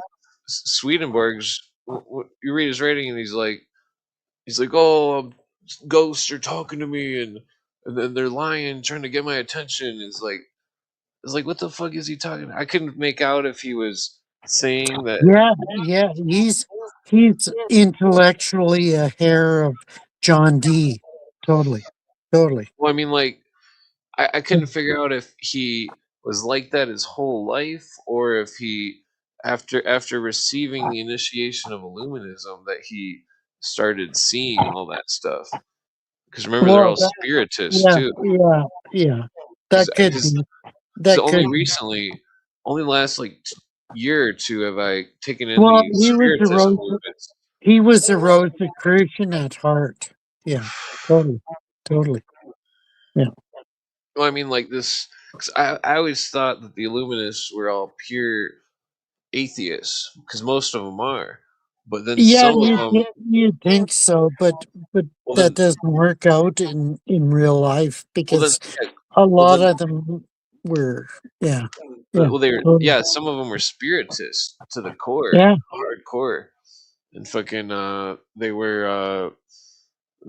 they were saying stuff that was really wild, and that and it really puts a whole weird perspective on that yeah. Necronomicon.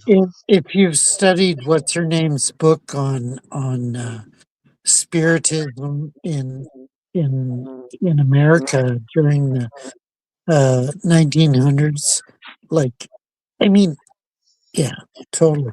You have to study that book. Yeah, Yeah, well, I mean, uh, I'm definitely talking about some crazy shit in those books. Levitating tables. I speculate if Houdini wasn't pretending to debunk all the spiritists. I mean, I'm sure there was a lot of frauds, but yeah. there's something Houdini weird was about that. apparently apparently he was he was an agent of MI6 or whatever. But I Well, mean, he was a 33rd degree Mason. yeah, and he was debunking a lot of shit, but I mean, still, I don't know. It's it's hard to deal with Houdini, you know. Yeah, What's bizarre that he would supposedly contact his wife through the Ouija board. yeah, yeah, If he was such a, if he was such a, you know, skeptic, then why would he say that? yeah. That's a weird thing. Um, I I can't comprehend it totally. We don't know enough information about back then. And Yeah, I mean, I definitely believe in ghosts from smoking weed in a graveyard all the time. Fucking, this shit's creepy as hell. I never had no superstition at all, none whatsoever. Fucking walking in the woods at night, smoking weed in a graveyard, zero superstition. I started to get more superstitious when I was like 15. That dude chased me with a shovel and tried to kill me when I was walking down the road in the middle of the night, walking home, and there was no lights, no nothing. And I heard some dude digging, and he ran out of the ditch, tried to hit me in the head with a shovel, and I ran off and fucking called fucking the emergency, and fucking they never caught the guy or anything, but I was superstitious about people, like people, but not ghosts. And yeah, then when I had the ghost encounters, then it was definitely became a weird thing. I mean, I haven't had a ghost encounter in like over 20 years, but that shit was spooky. Makes you definitely believe in a god. Because if there's ghosts, there's definitely a god or something. You know what I mean? well, I hope so. I hope that helped you. Yeah, Well, I mean, believing nobody in God. else. Well, there's no explanation for where the universe came from. That's like the greatest riddle to mankind is all these stories of what they think happened, but nobody really knows what really happened. It would be nice if I was allowed in the chat, but my comments in the chat are totally. Well, you can respond to the chat vocally. I can't. I can't. You can, I can't. why Uh, not? Did I? they won't. They won't allow my No, chats to no, vocally. be posted. You can just say, "Hey, you in the chat." Blah blah blah. Yeah. Okay. Okay, Pedro. You can't handle the chat. Why? Why can't I handle it? Hold up, I got a meme I for that I can handle the chat any day, Pedro. one. Oh, yeah. I should. It'd be funny. Get you a pair of boxing gloves. I like Lucy Morningstar, uh, even though I'm not in total agreement with her, but That- I like Lucy. Uh, the audience doesn't want you to be racist. okay, Pedro, when Clint made you a mod, you started banning people. No, I only banned one person. I only banned one person, and he was a dick. So sorry. Well, I'm not too weird. I swear to God, I don't know how to undo the chat thingy. I looked it up, but I spent like at least 10 hours looking it up. I can't waste any more time looking it up. I really tried. That's weird because I mean you're the owner of the channel. You can do whatever you want. Like Well, that's weird because we're going through StreamYard and or I don't know. Yeah, I checked every setting I could figure it out. No problem, Lucy Morningstar. I'm not here to make friends either. Well, well, you're already our friend. Am I a friend, Yeah. Clint? Well, I yeah. I appreciate that. I I'm sure. appreciate I'm sure that. JJ considers you a friend as well, Really? and Danny.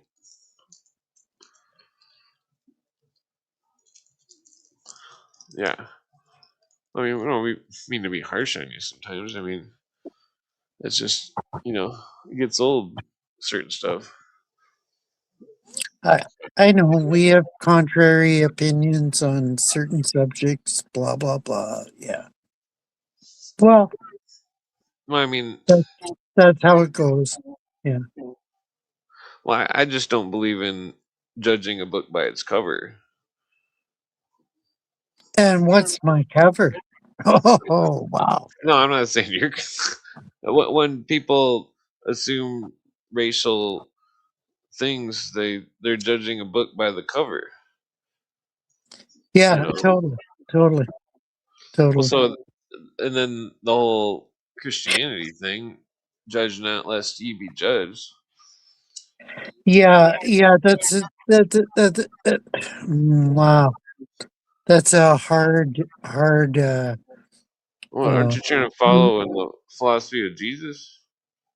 yeah, but in elsewhere in But how many different times? con Well, how many times has in real life someone who is an ethnicity that you don't like called you or insulted you or done anything to you? I can't think of anybody. No. Well, Yeah. well then, well then you shouldn't judge other people because they haven't judged you. Yeah, why It's the can't I? philosophy of Jesus. Why can't I? If you want to follow Jesus, that you can't judge Well, people if they well, haven't judged well, you. if they don't follow Jesus, I can judge them, can't I? No, that's not how it works. What? Seriously? Seriously? Wow. Don't you Wow. know? Yeah, that's all I've ever really studied was just the philosophy of Jesus. I didn't really care for the rest. Fucking it's all really simple. Don't judge unless you're judged. Yeah, that's a surface proclamation, but I mean, Jesus also said that the the way you are judged, the way you judge people, is the way you will be judged. So, what does Yeah, that but mean? What well, does that that means mean? well, that's not good on your side. Yes, it is. No, It is because that's very saying good. that if you whatever you do, that's how Jesus is going to judge you in the end. So he's going to look at you and be like, "What's up, you white motherfucker?" Oh, look at saying some kind of racist stuff or something, against white people. He's going to treat Against white people, you're what saying against. what Oh, if you wow. were if you were That's totally, totally relevant, man. well, I mean that's what I'm saying. It's like if you were to like be a thief and then he meets you in the end and you're like, oh, I got all this cool stuff, and then he steals it all from you. Like, how does it feel? Okay, Lucy Morningstar, did I call JJ a crypto Jew? Yeah. Uh, it's possible. I don't. Maybe I did. Maybe I Well, did. Sorry, sorry, Lucy. so Maybe he is. Maybe he isn't a crypto Jew. I don't know. I don't. I can't determine that. Uh, yeah. Sorry, Lucy. yeah, so what was I gonna say? You should get some Chanco Piedra tea. help clean out your kidneys smoking so many cigarettes. Yeah, totally. What was yeah, we're talking about the philosophy of Jesus. Judge not, lest ye be judged. When somebody asks for a cigarette, give Yeah, them but two he but cigarettes. but he also said, judge according to the Bible. Oh, oh, oh, oh, oh. I can't. I'd have to familiarize myself with the quote. If you know it offhand. Excuse me. Uh, Roach joint. well, not offhand. Sorry, shit. I mean, I Uh, can't remember the exact judge not lest ye be judged, but I know it's in there.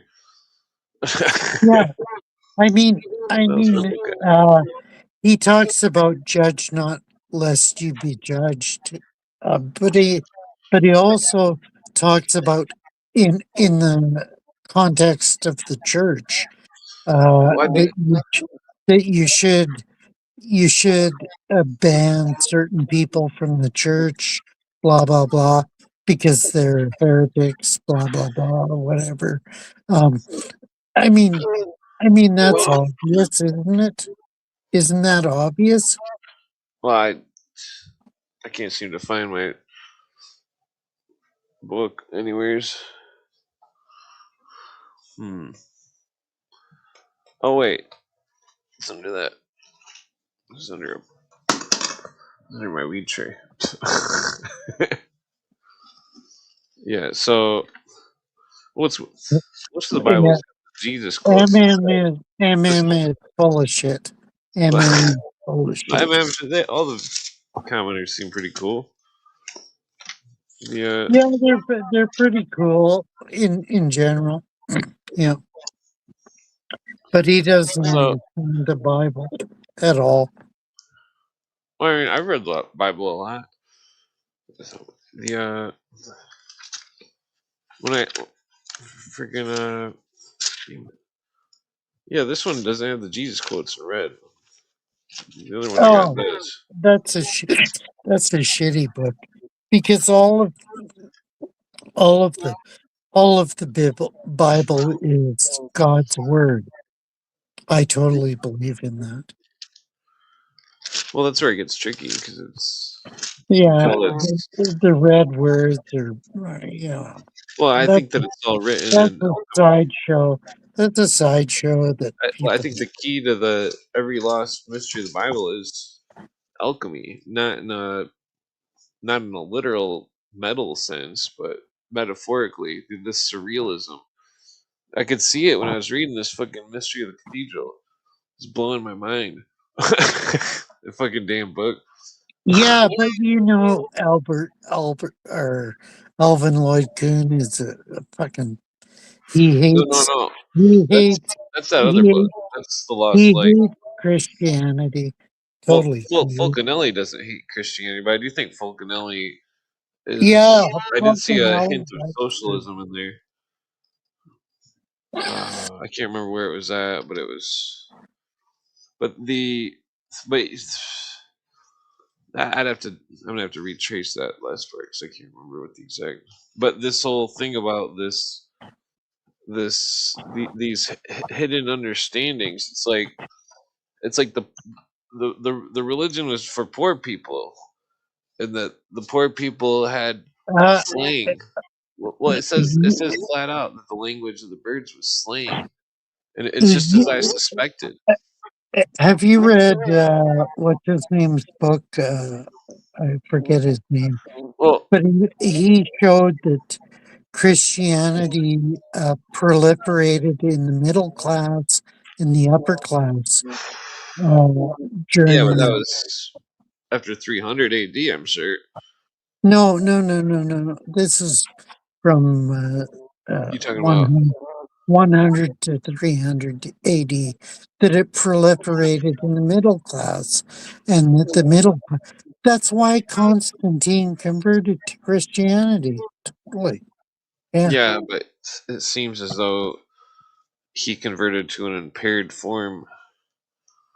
Uh, it seems like there's that verse where it's well, I'm not. Was it the Yeah, Peter mentioned Jesus tells I know Peter is what the you're devil. talking about. I know. Yeah. Well, then every depiction before Constantine, Jesus didn't have a beard. Then Yeah, okay. Let's not get into that. well, so I mean, back to this alchemy thing. Alchemy was slang, and that slang is the Bible has much slang in it, and so Lang? Lang? yes, yeah, for us to understand it, we have to understand the ancient slang. That's the only route. I don't get it. I don't Well, get it. well, in Fulcanelli's book, he says the language of the birds, or the green language, is slang, and that Yeah, I disagree with him well, there. no, I found evidence. I found evidence in ancient Hebrew stuff that it is slang. Yeah, Uh, but well, hold on the here. Let New me blow your Testament mind. was written Remember, in Greek. you It don't was understand written though. in Greek. It's about the story. It's not about the words. It's you know how people think that there's a character that's Old Testament character that's some kind of Jesus character, but it's not the same Jesus. But he's in excrement, but it's not a literal thing. It's a symbol of this prima materia of what this Fulcanelli is talking about. Because and Yeah, it's I don't agree with they're talking Falcon. about no, seriously, that this is a huge breakthrough. The this is it blew my mind when I read it because I was like that's just like that thing that those people are arguing about on the you know, and I was like Yeah, it's like Falcon. they're both Christianity and Judaism are both misunderstanding these things. Uh, No, Falconelli is totally out to well, I'm lunch. telling you, all of it, the Masons, all of them, they're all misunderstanding this book, and like uh I mean, some of them are close, but like no cigar. Yeah, yeah, Falconelli was totally out to lunch. I've got Yeah, his but book. that's why I I've always got argue. his book. I think he's I mean, you totally should out to reread it lunch. though. Reread it real slow because he's Yeah. tricky. He's tricky with his words. They all are, but I would say Fulcanelli's.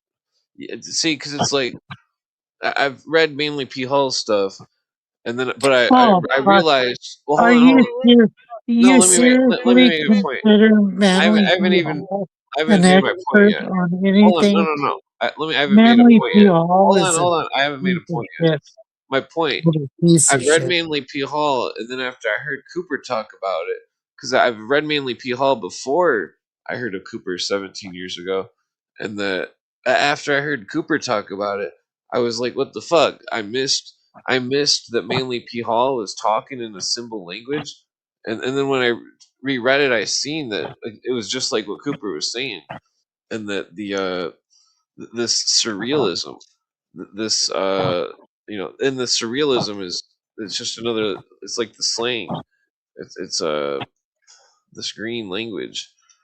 Because we can. I don't Well, know. hold on. Yeah. If we can figure this I out, mean, hold on. This is the ultimatum. anybody that subscribes This is to no. Manly P. Hall. Hold on. This is the ultimatum. If we can figure out the secret of Fulcanelli and this language, this green Yeah, language. but you're Hold on, I haven't going finished my sentence yet. you're I going haven't finished my second sentence yet. you're Hold going on. Hold on. La, la, second la, and la, la, la, la, la. I haven't finished my sentence. If we yeah, can figure I understand. no, if we can figure out this green language, this secret language, then we can figure out both the ancient shit of the Bible and simultaneously understand all of the secrets of the secret societies because all of their writing is in this surrealist language. Um, Yeah, and this is all bullshit. It's all uh, passing on well, I seen how fake far they would shit. go though. I've seen how far Yeah, they would go can't with you the Wizard of Oz, understand that? that Can't you movie. understand that they're layering on bullshit upon bullshit upon bullshit? I mean, let's go back to the sources. And what are the sources Well, open, hold on. You don't understand. openly talking about? They're it's they have everything they say has two things to it. One is for the Yeah, profane. that's your supposition. No, this isn't a supposition. This is in their own words. They say these things, and that their version they tell to the public, but they only tell it in the surrealism. Uh, Do you think Christianity was that fucking well, why do you think they're always? necromantic? Well, why do you no? Necromantic? Well, why do No, you? it's Well, why do you bullshit. think they're always doing those weird uh play things at the Olympics? Like with weird stuff going on, like Yeah, yeah. Is that Christianity? No. well, that's Mm. that theosophical surrealism, just like the Wizard Yeah, of Oz. totally, And totally. well, these theosophists are all about this Aryan race crap. Uh, Yeah, totally. well, so the Does that negate the biblical affirmation of X, Y, and Z? No, it doesn't. well, a It lot of doesn't. well, I'm not saying it does or anything. I'm saying that that they've it's just like Weishaupt said that even back in the 1700s he had the Protestants full of his agents that were teaching the Illuminati doctrine. Yeah, Weishaupt was a fucking Jew that was uh, Exactly. embedded. He He's was Bavarian. embedded. He was embedded in fucking Jesuitism, like Yeah, but totally. well, if Cooper's wrong in that Weishaupt was against Jesuitism and that it was, but it's weird because it had the full circle with the Franz Kolner, who was Alumbrado's pirate, who was also trained Weishaupt in Egypt for 5 years. Yeah, Uh, I know about him. Yeah, well, then the coat of arms of Loyola, it's got the on one of the four corners of it, it's got red with a wolf, and that yeah, totally, just like the totally, Fabian Society. totally, totally. Yeah, Well, then yeah, and what's the well then Pike So, says something. so Hold on, Pike. relate that throughout history, and what do you see? What do you Well, okay, see? this is okay. So it was either Pike or Blavatsky or both. They said uh, a great wolf will come, one which we dare not speak of. That's what they said, and that they're talking about uh, this some kind of order, some kind of brotherhood or some kind of I'm not sure what they were talking about. I think they were talking about some kind of horrible thing that Yeah, the totally, totally. 'cause the reference. I mean, they may have been talking in And surrealism though. brother, don't you grasp the implications of this and how it relates to modern modern reality and how it relates to Christianity? Like, come on. What do you mean? Well, I noticed. Well, I think that a lot of the religions have been, you know, tainted with false dogmas and misunderstandings, and that's why because it's like that's why the whole Matthew 12:40, the sign of Jonah. That's why it's so important because it's like they acted like lawyers when they wrote this fucking book. But not like fucking not like shady lawyers, more like constitutional lawyers. So it gives you like kind of like they got like the same vibe as like founding fathers, Jesus clique, kind of similar vibe. I don't get it. What do you mean? Jesus clique was against Rome. They were like, "Fuck you, Rome. We want to be free. We want No, to have no, I rights." don't get that at all. That's No, exactly what it was. Because at no, that I time, don't. No, I've watched all sorts of documentaries about where in Jerusalem and stuff when Rome ruled it, the Hebrews were all they had to have secret monasteries and stuff, and the early Christianity started out not in the daylight of Rome, but under the streets in these tunnels and No, caves and no, stuff. no, No, seriously, because it was no. outlawed in Rome. It was they were not allowed to practice Christianity because it was a religion of a rebellion of Rome. That Jesus, the Messiah, was the symbol of the what would set them free from Rome, and that Rome is still the shackle that binds the world. And fucking, even that's where the old Scottish right writers, you know, I, that they speak against Rome. Even Albert Pike, I despise Albert Pike, but he speaks about the atrocities of Rome, what it did to the Masons of Europe and the Christians and all this stuff, and like that, it's fucked up because it's like Rome is definitely one of the powers that has created Yeah, a lot of destruction. Uh, they're definitely one of the powers of New World Order. yeah. Maybe not the main component, but Brother, I think I'm gonna have to well, I peace guess my out. point is though that I'm gonna have to peace out soon. oh, sorry, I didn't say anything offensive or anything. There. No, no, no offense at You all. just get tired. Yeah, I'm super No, tired, that's okay. and We'll take it um, easy. It's definitely you good know, conversation. it it's 2 o'clock in Mountain Standard Time. It's probably 4 o'clock in your time. I don't know. Yeah. Oh yeah. Well, if I ever figure out who I'm related to over by that Blackfoot tribe that you live by, if I ever come Oh, smoke a joint, I'll come smoke a joint with you. the Sika tribe, Yeah, Sika, or whatever they're called. Yeah, yeah. they're a bunch of fucking But assholes. like you buy their cigarettes. Yeah, I buy their cigarettes totally. Well, t- t- tell them you know somebody that's a tiny part their tribe, and he says maybe they'll give you a discount. uh, okay, Lucy Morgenstar said, "Never heard of a sleepy vamp before." What the fuck is she talking about? She thinks I'm a vampire.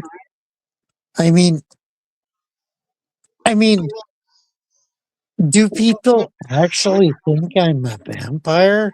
Like, I mean, No, how does that work in real life? it's just a joke. No, I know. How does that work in real you life? gotta watch that. I mean, You gotta I watch mean, that. What We Do in the Shadows TV show. I think it's on I, Hulu. Hulu. I've never seen Hulu, so I Let me don't see. know. But Let me see if it's on some of this. Yeah, let me see if it's on any other. It's pretty funny. hey, hey, love Like you, Lucy. it's like a Love you, fake. Lucy. Take care. I love you. Where's IMDb? It's like a fake vampire documentary. It's all Okay. really stupid. Okay. Oh, Yeah, it's on I've it's never. on it's on Amazon, but you gotta pay $14 for it. Oh, fuck it. Well, it's definitely No, worth it. It's really no, funny. no. I've got Amazon Prime, so maybe I can watch it for free. Well, it's on there, but it says it's costs money. Okay. Okay. It's definitely really funny though. Fucking, Okay. it's it's I've definitely from never seen it. that. I definitely laughed my ass off watching it. I mean, some of it's really dumb. Yeah, Lucy's laughing her ass off about it. Uh, and even Pedro's laughing. Uh, Oh, yeah. so I'll peace out, and Oh, did you watch that Fargo on Amazon yet? I think that's free to watch. I've watched the original Fargo movie, but I've never watched the TV series, so I don't know what it's about. The TV one is it's really good. Let me see if it's Yeah. damn it. Why does everything cost money? Yeah. Yeah, that's what That one's on pisses there, but me it off. costs $10. What? It wasn't. It was free before. Those fucking bastards. Yeah, this Yeah, is I bullshit. only watch Prime now. Yeah. Yeah. Because Prime, I'm subscribed to Oh yeah. Did Prime. you watch the Naked Archaeologist show yet? That's on Prime. No, but what you need to watch is Continuum. Continuum. Hold on, let me look that That's up. an amazing show. And also watch, what is that other show? Continue it. Uh, Continuum. Yeah, with two U's in Continuum. IMDb. Hmm.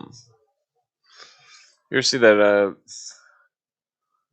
TV show from like 25 years ago, Dark Angel? I think it No, was produced by no, Martin Scorsese or something. no, There's a, never seen it.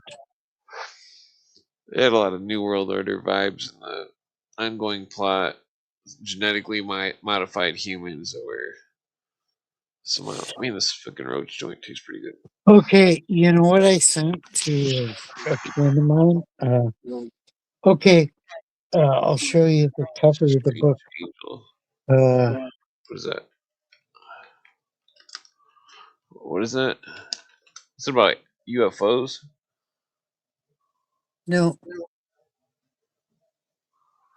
Strange Angel. Terra 10. Is it about aliens? it's an amazing book I read back when I was a teeny bopper. Um, uh, it talks about transhumanism, everything, totally. Oh, yeah. Uh, it was written in 1970. Uh, well, it was published in 1970, so the guy wrote it in 69 at least. Uh, I sent it to Jamie. She's gonna check it out. Yeah. Yeah. Yeah, it talked about transhumanism before I even knew what transhumanism was. Like I never But knew. have you Well, have you read the book You Can Trust the Communists to Be Communists? yeah, I don't know. That one's really Yeah, good. yeah. Pedro says, "Has anyone heard of the Futurist Society?" Yeah, Arthur C. Clarke was part of it. Isaac Asimov was part of it. All these science fiction writers were part of it. Yeah, Have you yeah. ever read that one? I think it's like a blue Tesla book. I think it was written in like 1980 or 1990 or something. But it claimed that Tesla and all these scientists went to a rocket or went to a volcano in Argentina or some shit or Peru. I think it was No, Peru. It no. claimed that I think I got. I might have put it downstairs. I Yeah, got.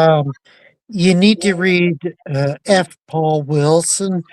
He's got an amazing 30, maybe more than 30 volumes on the secret history of the world. And one of his books is on Tesla. It's called Oh uh, Weidencliff, or yeah. in Long Island. Uh, yeah. It's a great book. Yeah. Damn, I'm trying to think of that book that uh the uh the something view of history. Uh, it's like Oh, I can't think of the word. It's talking about the book is about Ralph Epperson talks about it too. Where it's like there's the view of history that everybody thinks is the view of history, the consensus notion, and then there's the view of history that is in very few books, which is scattered about. That is like Dennis Cuddy writes about it. But This does Ralph mention it in his book, The Hidden Hand? Yeah, I'm pretty sure because that's how he Okay, kind of got onto the okay, subject of okay. secret societies. Yeah. Okay, Uh, I'll look it up. I'll I look can't it think up. of the name of that word. Let's see. Yeah, well, the whole Gene Roddenberry, he wrote a bunch of socialist shit, basically. I mean, I like Yeah, Star Trek, but yeah. I recently seen a thing which totally exposed Gene Roddenberry and his son. His son has taken over the franchise, I guess. well, then Uh, think about the story. They were trying to force the Klingons to join the New Order or whatever. okay, okay, Well, okay. it's like a symbolism of because the Klingons were the symbol of the old religions, and the New Order was the New World Order, the final frontier, the what do they call Yeah, that, yeah, yeah, yeah, yeah, the Universal yeah, Federation or whatever. yeah. Totally. And that the Klingons didn't want to join; they wanted to continue the old ways. And the Klingons were Christianity, Judaism, and Muslim, and the old Wow, religions. wow. Yeah, I think I've heard that. Uh, Yeah, because Cooper talks about it. yeah, yeah, I think I heard about that from I don't know. It wasn't by Cooper, but it was by somebody else. Yeah. Well, then, So, well, then Captain Kirk and Spock represent God with the dual natures. Captain Kirk is the heart, and then Spock is the mind. Because yeah, Captain Kirk only thinks with his heart. The whole TV show, it's all fucking theosophy and surrealism. yeah, totally, totally. Yeah, I mean, and then all the yeah, actors. yeah. If you study Gene Roddenberry, I mean, he was a weird character. We need to deep dive on him. Yeah. Oh yeah, well So, you've got what's his name's book, Tex Mars. He shows the Star Trek symbol upside down is that Masonic symbol, and that yeah, the totally, totally. Yeah. it's all ancient symbolism of the mystery schools.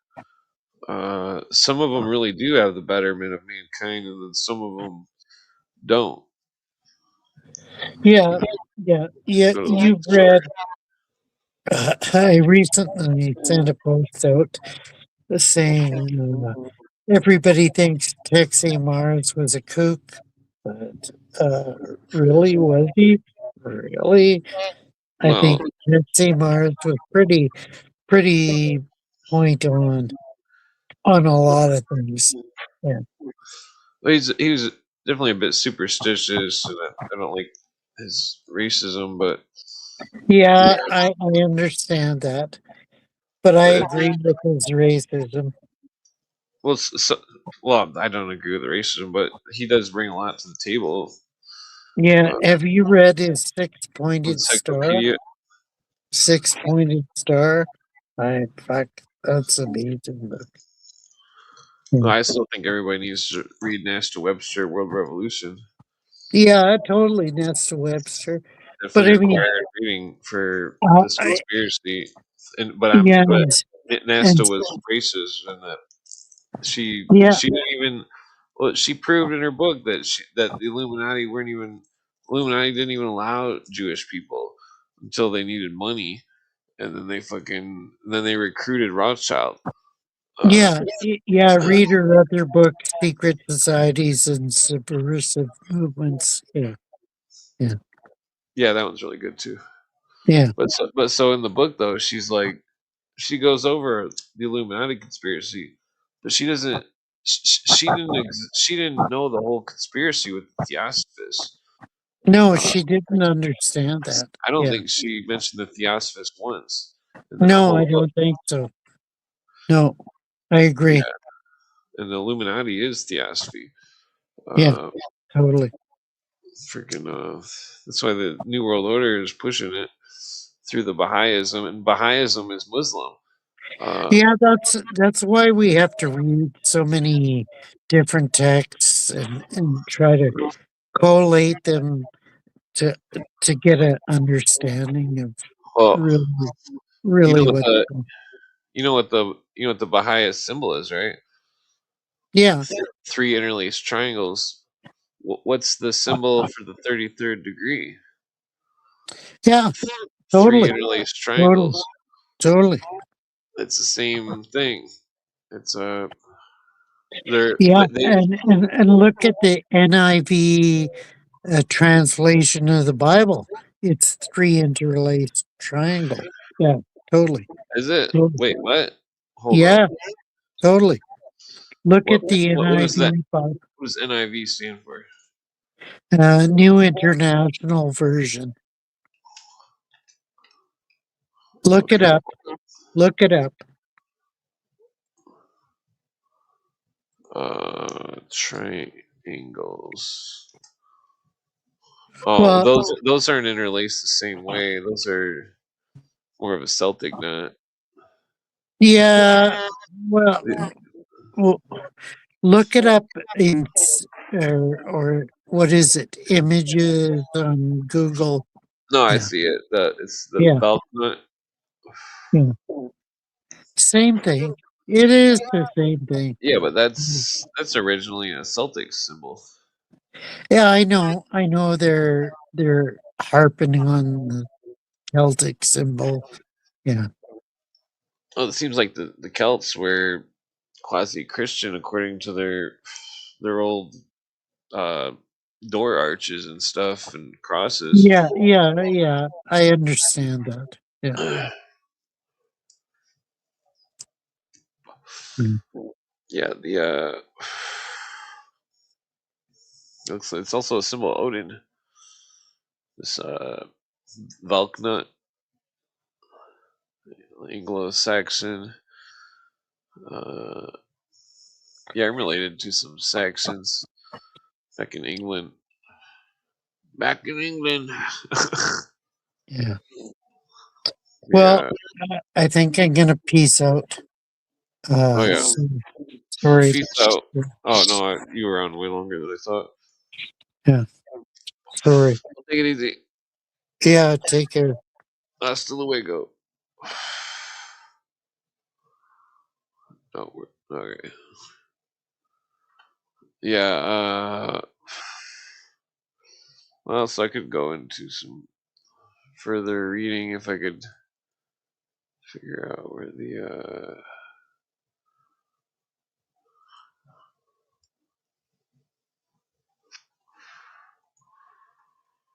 okay, here we go. So maybe I'll start on some of the. I've already been on here 2.5 hours. I might just. I mean, I'll read another article or two. What time is 4:20? Oh, 4:20. I got my joint. Okay, so global ethics and world government. We go over that one there.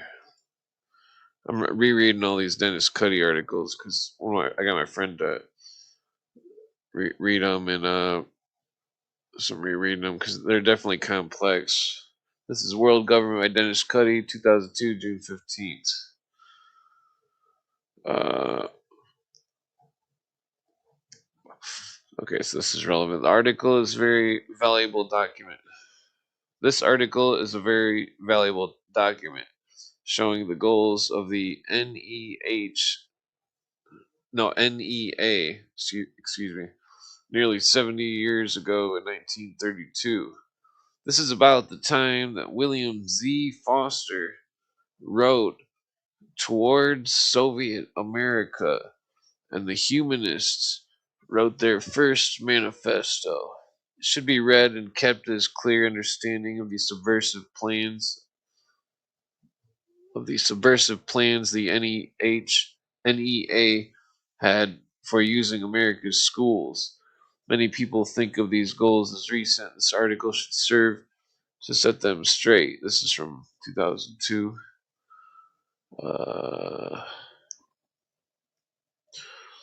Oh yeah, Led Zeppelin. Yep, they use that symbol. Back to the article, concerning the movement towards the one world government today, if the power elite are to accomplish their objectives, traditional values would, of course, have to be undermined. In that regard, education has played a critical role for many years, and a typical example can be found in 10th Yearbook of National Education Association's Department of Superintendents, published February 1932, title Character Education, in which it reads, quote, relativity must replace absolutism in a realm of morals as well as in the spheres of physics and biology. I need to interject here because this goes all along, that statement goes all along with the fucking situational ethics. Situational ethics. Relativity must replace absolutism. That's what it says right there. In the realm of morals as well as so relativity. They're literally talking about situational ethics right off the bat. It must be relative. The that's how they get around with their lies, their deception.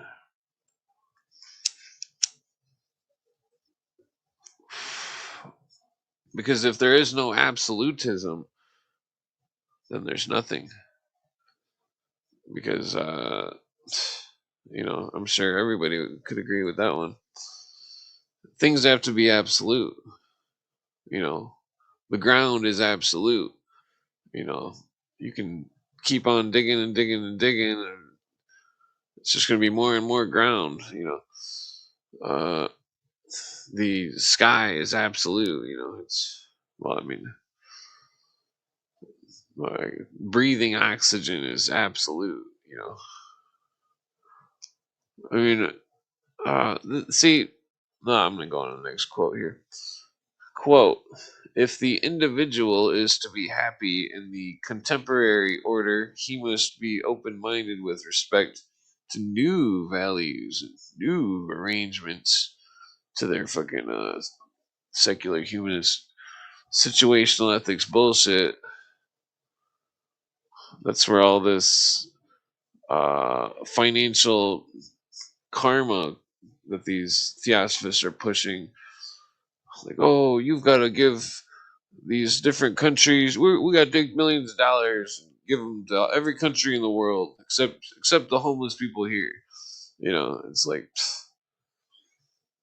the because all the little socialists around, they don't understand that is socialism, and them complaining about the wages and how minimum wage is screwing them and how they're getting taxed with the graduated income tax, which is part of the Communist Manifesto. That's socialism. They're complaining about socialism, but yet they want more socialism. Ding! Think, McFly, think.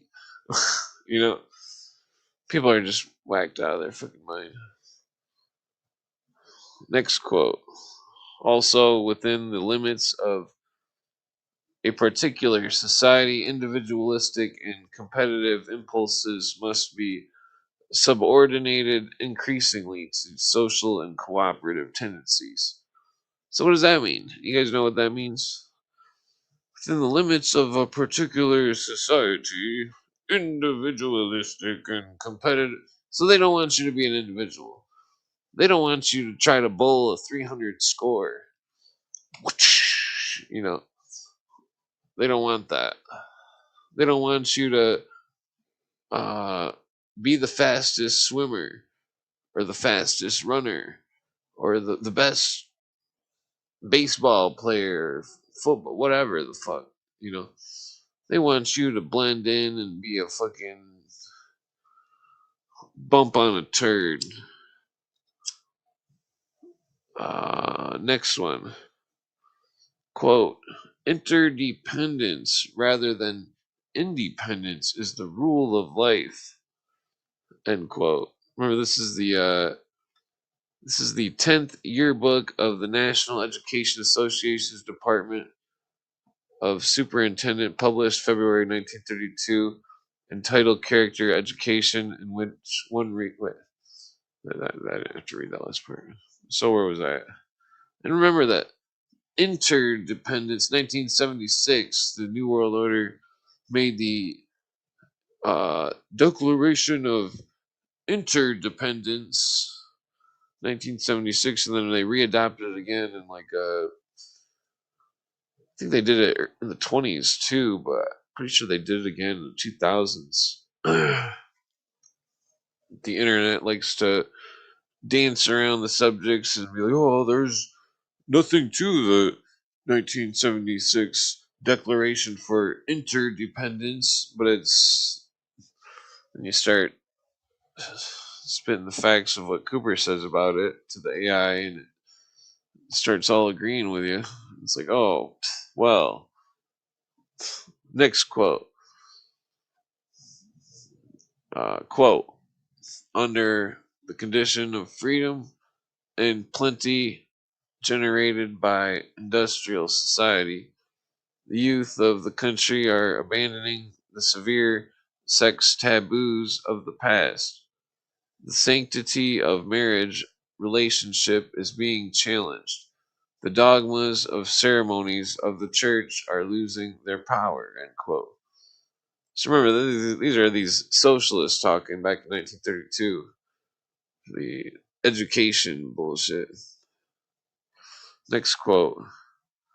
Until we have more equitable distribution of property and income in this country, great numbers of family will remain totally unfit agencies of care. Are they talking about families in Somalia and all over the fucking world where they send all that money? Is that what families are talking about?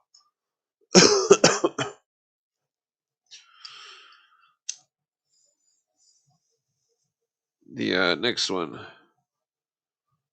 you know, 'cause you go stand on a street corner in the middle of the fucking city in the shittiest part. Just stand there, just see how many homeless people there are.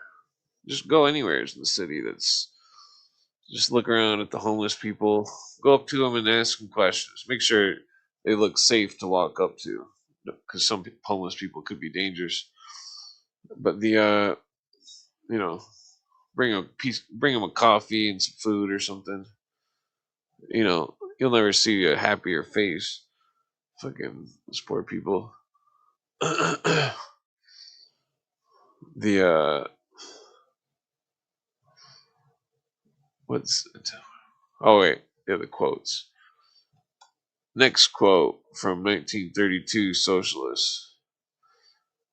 The church seems never to have been able to win either the masses or statesmen in the Western nations of the Christian way of life. The position of the church today is one of confusion and uncertainty. It has lost much of the authority with which it at one time was clothed. Well, that's making a statement. That's not really one of its future plans or whatever. Next one. Only when it employs the outworn dogmas of the past and appeals to certain of the traditional prejudices of the people does it appear to have confidence in its own pronouncements. Only when it employs outward dogmas of the past and appeals to certain of the traditional prejudices of the people does it appear to have confidence in its own pronouncements. That's a tricky statement. Only when it employs to outworn dogmas of the past and appeals to traditional prejudices of the people, appeals to certain of the traditional past of prejudices of the people, does it appear to have confidence in its own pronouncements? Does anybody know what the fuck that means? the only when it employs the outworn dogmas of so only when it uses the outworn dogmas of the past, and it appeals to certain, so they certainly like tradition of prejudices of the people, does it appear to have confidence in its own pronouncements? That's definitely a tricky statement there. Only when it employs the outworn dogmas of the past and appeals to certain of the traditional prejudices of the people, does it appear to have confidence in its own pronouncements? Okay, well, I'm going to go to the next one. Quote, this analysis shows a need for a statement of objectives which stimulate the creation of new moralities in accord with our changing society. That one goes along with the that's end quote. That goes along with the fucking situational ethics that Dennis Cuddy and Bill Cooper and everybody else warned against. You don't hear people warn against those situational ethics these days. Next one. The center of attention is now to be some traits to be expressed, some rules of conduct, some ideal of truth or beauty. The center of attention is to be the situation. Huh. That's interesting. So the center of attention is not to be traits to be expressed, rules of conduct, some ideal of truth or beauty. So it's not to be those things, it's to be the situation. So, of course, they don't want rules of conduct when there's fucking situational ethics fucking breathing down the back of your neck like a fucking Freddy Krueger. Fucking, next quote. The old structure passes religion, morality, business, family, school, and state change. End quote. It goes along with the New World Order's fucking bullshit. Next one, quote. Emotional conditioning does determine a great deal of one's attitudes towards persons, things, and ideas. It is responsible for a large part of one's outlook on life. Conditioning is therefore a process which may be employed by the teacher or parent to build up attitudes in the child and predispose him to the actions by which these attitudes are expressed. End quote. So they're fucking, which is socialist. Next quote. It is probable that the chauvinistic teaching of much of the history of the home country is responsible for a good share of international friction and conflict. Chauvinistic. You hear that word surface the last 15 years? Super preppy bitches calling people chauvinistic. Super fucking, it's like, you know, we're just living in a fucked up time. You get some spicy chicken, you ask for extra pickles. They never give you extra pickles.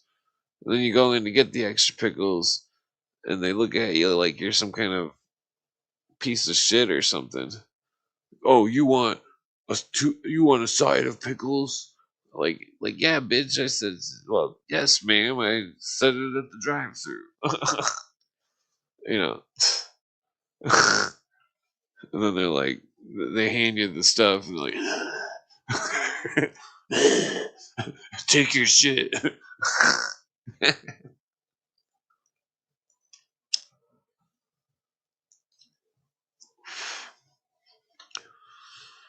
Okay, back next one.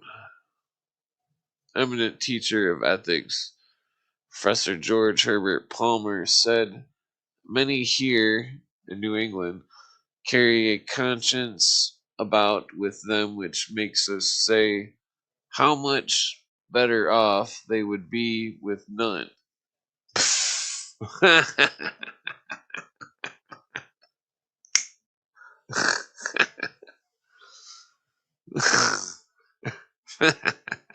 So 1932, they're saying shit back way before "you will be happy with nothing."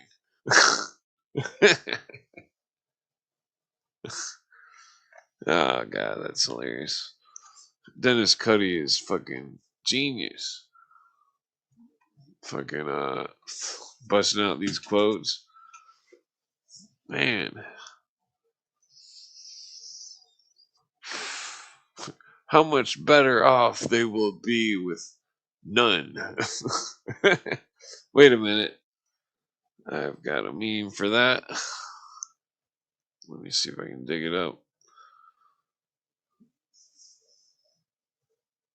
Where's it at? Here it is. Wait. Yeah, well, I guess I'll just paraphrase the meme. It's, oh, here it is.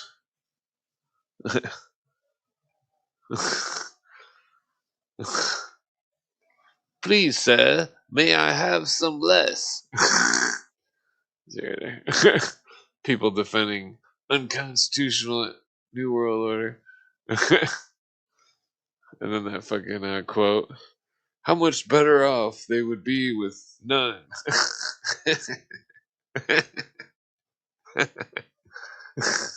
Have some less. That's the New World Order. "Please, sir, may I have some less?" How much better off they would be with none. Exclamation point.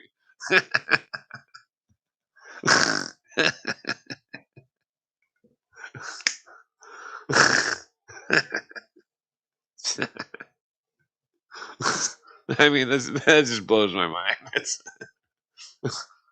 I remember reading these like back in like 2010, but oh god, it's just so hilarious. It's like fucking calling them out to the fucking core, calling them out. How much better off they would be with none. None! Exclamation point. Just like Mr. Klaus, what's his name? Okay, next one. Education must be redirected if it is to become the chief means whereby society will attempt to remake itself. So they're talking about changing the minds of everyone.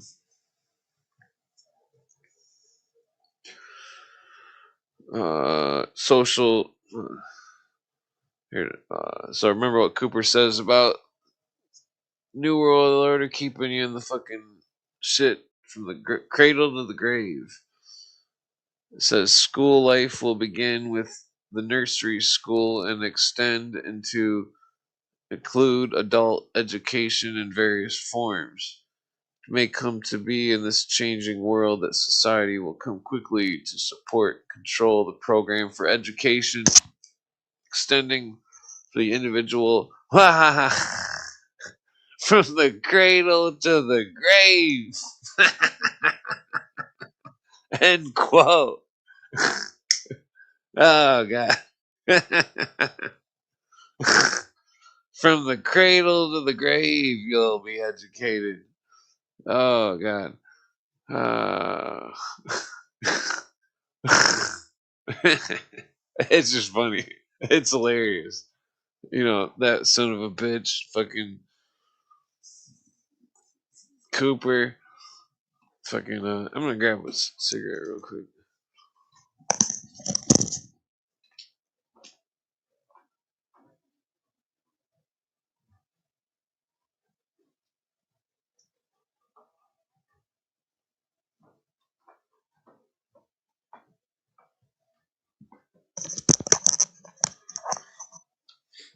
Wow, that's hilarious.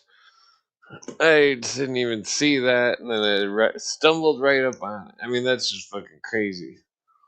From the cradle to the grave, you will be educated. Are you guys hearing this shit? Fucking I mean, I could put it on the screen. Let's see. Okay, there we go.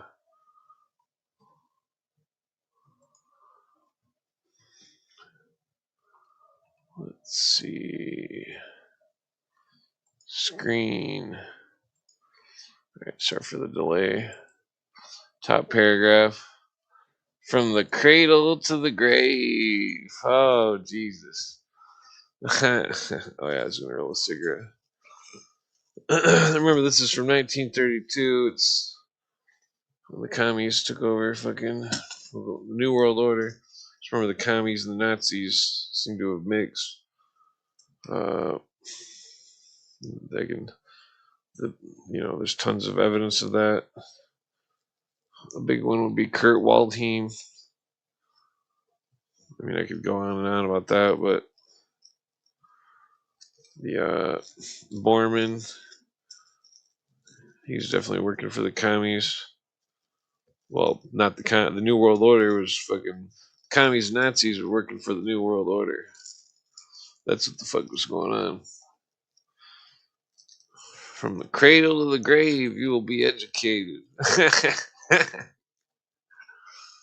Oh God, ah,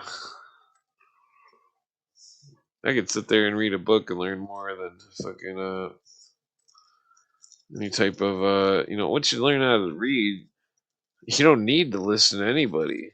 You can read as many books as you want.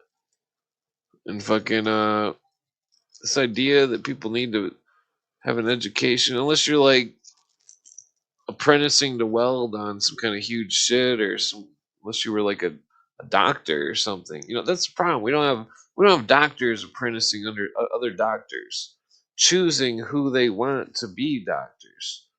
We don't have guilds doing these things. We've got people that are all socialists running the fucking education bullshit, and that they're fucking they're fucking keeping technology fucking down just so they can make some fucking money. That's what they're doing. Because if there was fucking if the world was free, there'd be so many more inventions. There'd be so much more invention, so much more fucking creativity. You'd have a car that wouldn't fucking battery would die. You'd be stuck with no way to fucking figure out how to fucking get the fucking trunk open to charge fucking battery. I mean, for one, fucking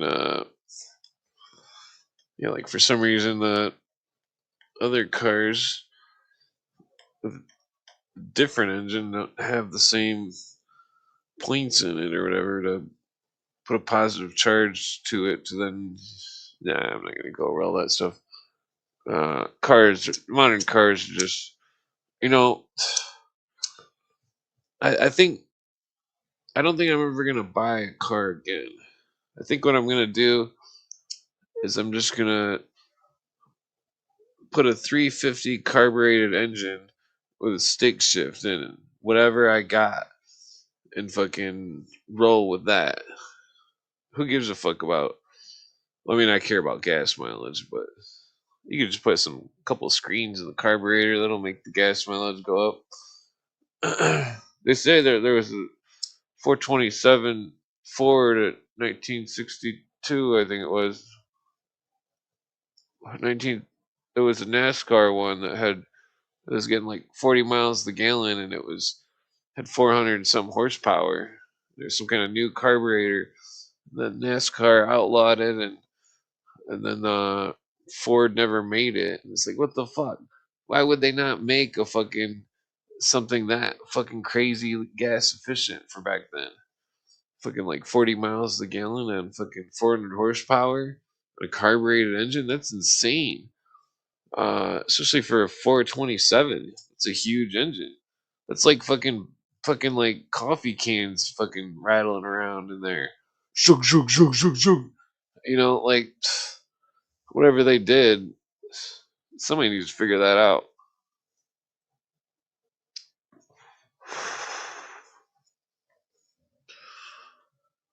The what was I getting at? Cigarette got me off track here. We were laughing about well, I don't know if you guys were laughing, but I was laughing. Education from the cradle to the grave. Ma. Yeah, I've seen those trucks that run off filtered wood or whatever. We need to just we need to figure something out that's these perpetual motion machines with the magnets and the electromagnets. I think it can be done. See, it's all about having a counterbalance weighted wheel involved in it. You get two giant alternators, have them spinning with a giant weighted wheel, or an electric motor with the electric motors spinning, or an alternator with the electric motor spinning a giant heavy wheel that used to refine it down to uh, there was one in Australia that was on YouTube. I don't know if it got taken off, but it was producing 40 horsepower off of magnets onto a shaft. 40 horsepower is a lot for some little thing that's the size of a microwave. Make it twice that size. 80 horsepower from an electric motor would easily run any vehicle, because on an electric motor, the torque is far higher than any gas motor, and it could be geared so it would run just as fast as a regular car. See, all these scientists and stuff, they're all retarded. I remember when I was a kid, I took an engine from a lawnmower. No, it was a weed whacker engine, and then I put it on a 12-speed mountain bicycle, and then I welded it to it, and then I put a chain on it, so it was going to the gears, so I could switch the gears on the bike that was attached to the motor, so I didn't have to pedal. It worked great too. The weld kept breaking, but I don't have very many welding hours. I could weld a straight line really good.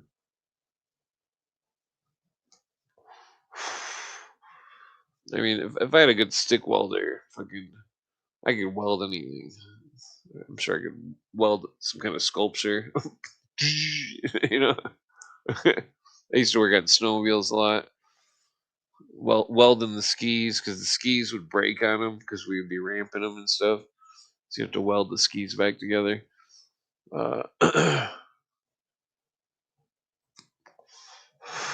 Me and my stepbrother, before he became a douche.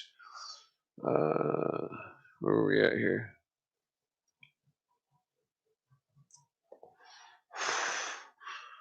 Yeah, snowmobiles are badass. They're so fast these days. You could buy a 20-year-old snowmobile; it'd be way faster than you want to go. You got to be really careful on those things. Really careful, because those things are really dangerous, especially if you're ramping them.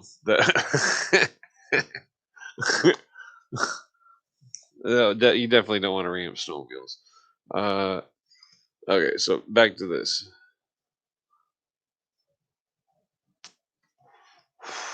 Well, maybe I'll talk about snowmobiles a little bit more. What was that? Oh yeah, intentional mistakes. So then people got to reorder the parts. Yeah. Or are you talking about perpetual energy. I mean, it's not really perpetual. It lasts as long as the magnets would last, which is like 5 years for a good magnet. But a magnet is well, that's the beauty of the electromagnet. The you make it stronger, a stronger magnet. Fucking you could easily like I think you can convert a gas engine into an electromagnetic motor simply by some modification of the pistons and the where the valves would be or the spark plugs would be an electromagnetic thing, and then the piston would be an electromagnet, and then each time the piston went up, instead of gas hitting it, it would have a hole drilled through it with a cylinder of some kind of insulate, like uh, what it was, ceramic or something, and then in the center of that would be some kind of copper thing put in there, and then when the piston would have the same thing when it, but it well the piston when it would instead of a piston it would when it would hit up to the spot, it would then receive an electromagnetic charge to charge the electromagnet, which at the same time the other one would propel it, and then it would push the piston down, and then and then it would basically you just have to change the oil in the engine. I mean, I never built one, but I think it could be done. I think it could be done pretty easy. And then the engine wouldn't be as hot too, so you wouldn't need the coolant as well. You probably still want the coolant. You'd want to try it on an air cooled engine first. Uh,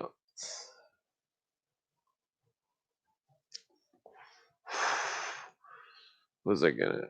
As the need arises, it will quote as need arises, it will offer the individual opportunity to change quickly or slowly from one vocation or profession to another. That's question of demand and supply of workers in various professions and occupations may in time also become a part of our social planning. So don't forget the internationalists are controlling supply and demand of workers, of products, of all sorts of things.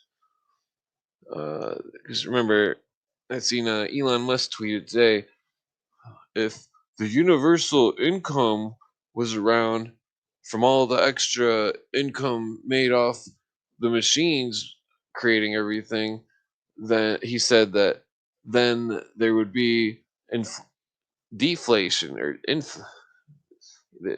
think he said inflation, which then, but so that's where it's. I don't think these people understand the words inflation and such as these things. The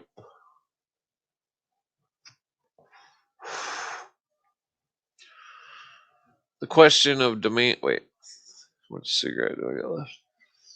The objective of character education is to teach the child that he will do the best possible thing in each situation, old and new. Well, that becomes the situational ethics.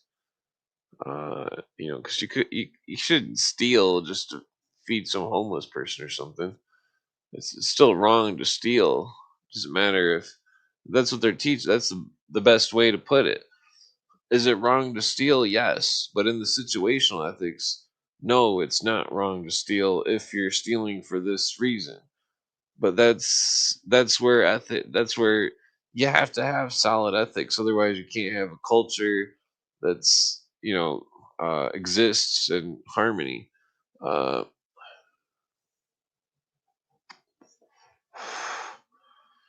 hmm. I still swear they put some kind of fireproof shit in this tobacco and the cigarettes you buy compared to the bags of tobacco. Because I re-rolled it in a different paper. The internet claimed it was only in the paper. It's just a thicker paper. But I've got a thinner paper in here.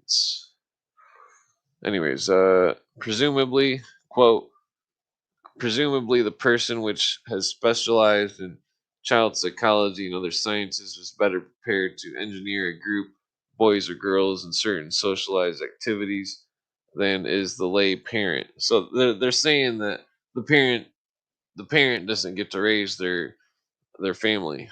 Uh, they want the state to control it. Then this is Dennis Cuddy going on. Does this sound like sexual liberation, situational ethics, social engineering, lifelong learning, school to work, redistribute the wealth, interdependence, and world citizenship promoted and accepted by many toward the end of the 20th century? The world government of the power elite will be socialist in nature, and thus during the 1930s, the United States began to move towards socialism at the national level. 1940, former Indiana Congressman, there's that Indiana again, Samuel Pennington authored Smokescreen, in which he wrote, quote, I guess I still got some of the cigarette left.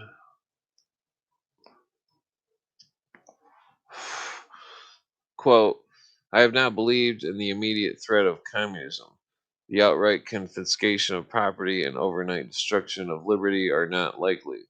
The danger today is something else. It is creeping collectivism.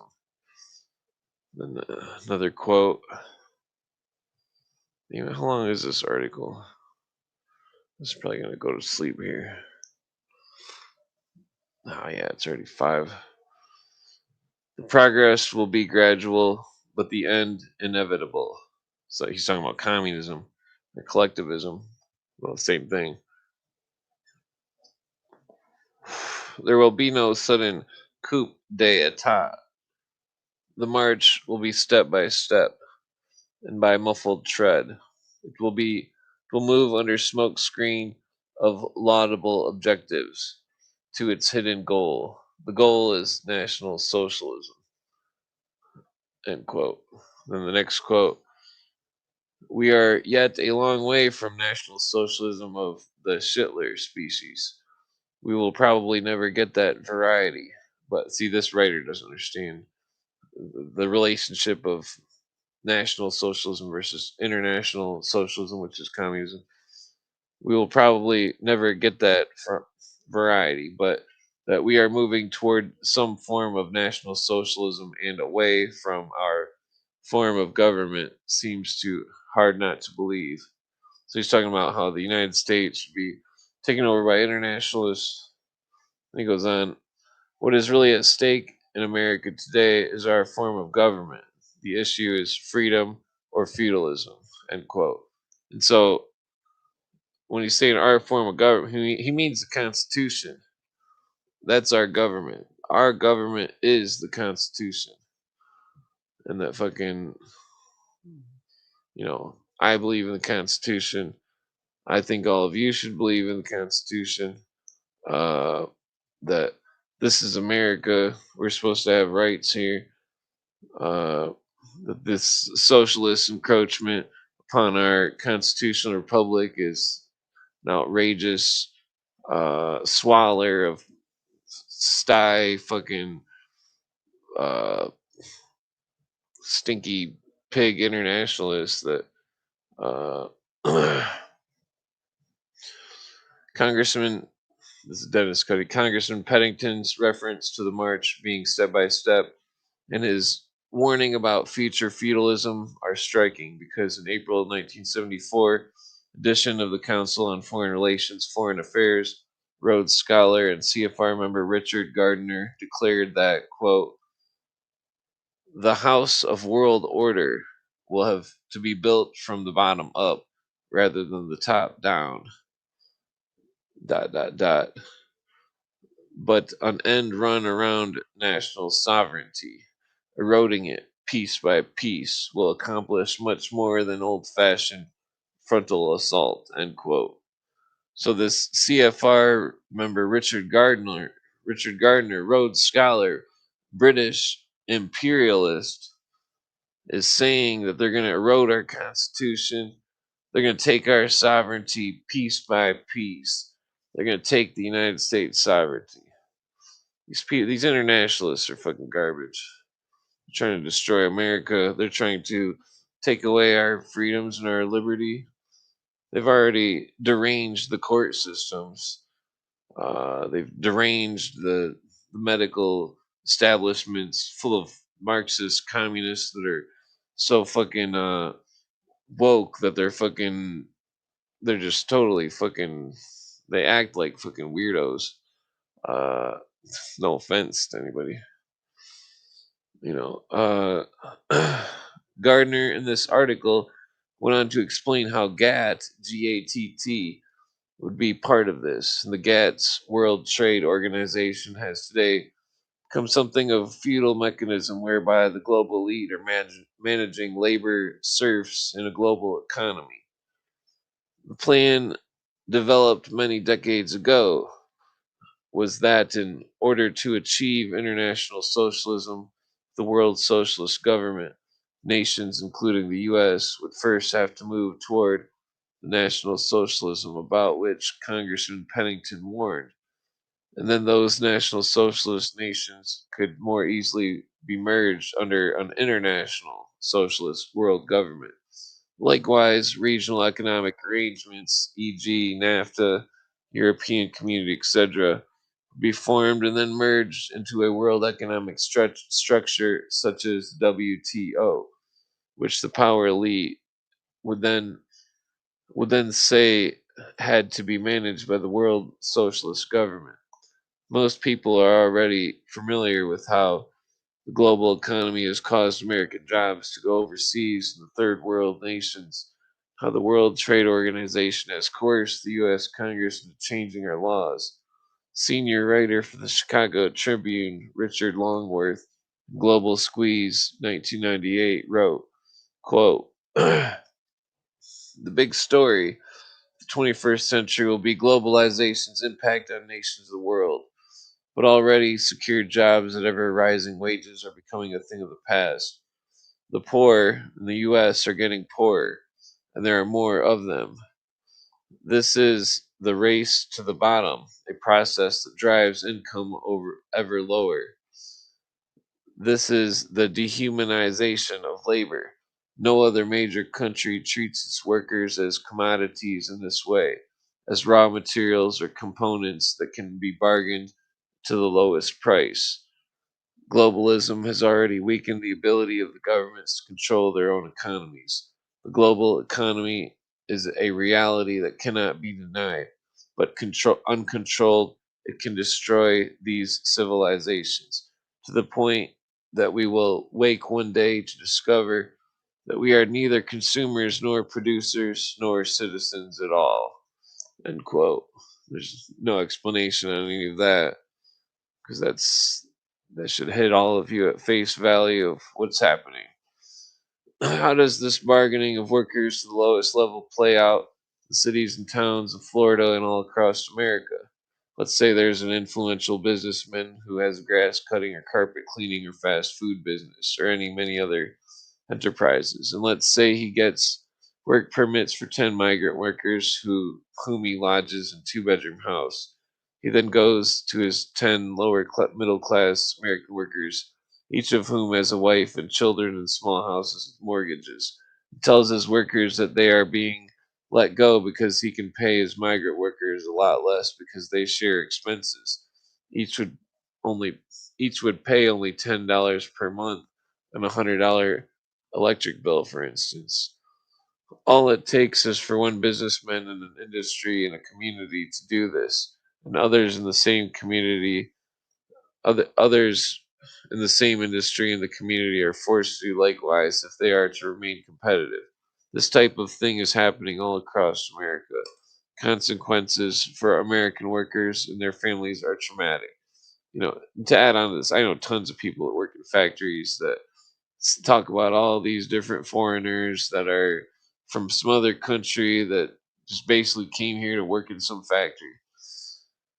Of course, if we are to have a world government, there will have to be an enforcer.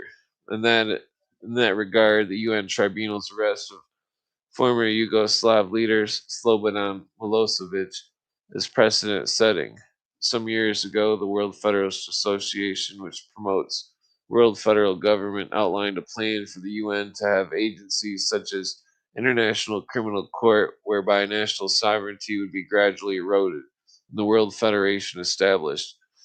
Billary wrote in a letter to the WFA wishing them and general future success. And Billary, of course, prosecuted the war against Milosevic over Kosovo. Recently, the Bush, and we all know that Kosovo is a grand conspiracy, uh, fake photographs, etc. Lies, lies, lies. Recently, the Bushifer administration threatened to withhold construction aid. This article is from like 2002. This is Dennis Cuddy, by the way. Withhold reconstruction aid unless Yugoslavia turned Milosevic over to the UN tribunal at The Hague on the charge of crimes against humanity.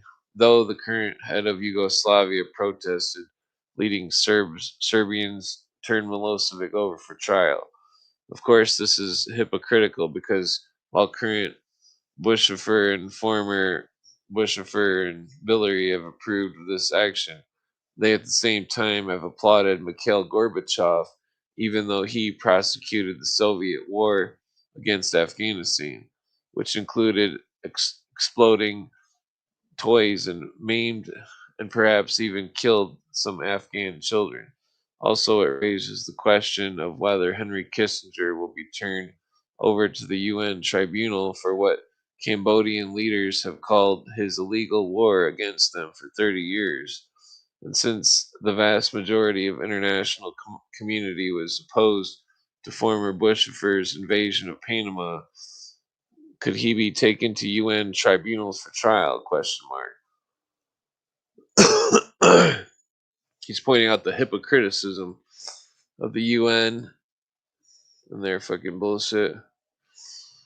But how would such a UN tribunal get around Americans' constitutional rights? I've said for some time that, keep in mind, this is a Dennis Cuddy article from 2002. Uh, where's that? How would such a UN tribunal get around constitutional rights? I said for some time that it would be through crisis. Recently, more and more. Remember, this is 2002. Remember, in 2020, they said you couldn't go to church because of a crisis, because of the epidemic of corona. They violated your First Amendment right to assemble and go to church, or just even if you didn't go to church, they violated your right to assemble. They said nobody could have more than 4 or 10 people during holidays or even non-holidays. Recently, more than one mother has killed her children, and so the cry goes up for the government to monitor families carefully because children may be at risk.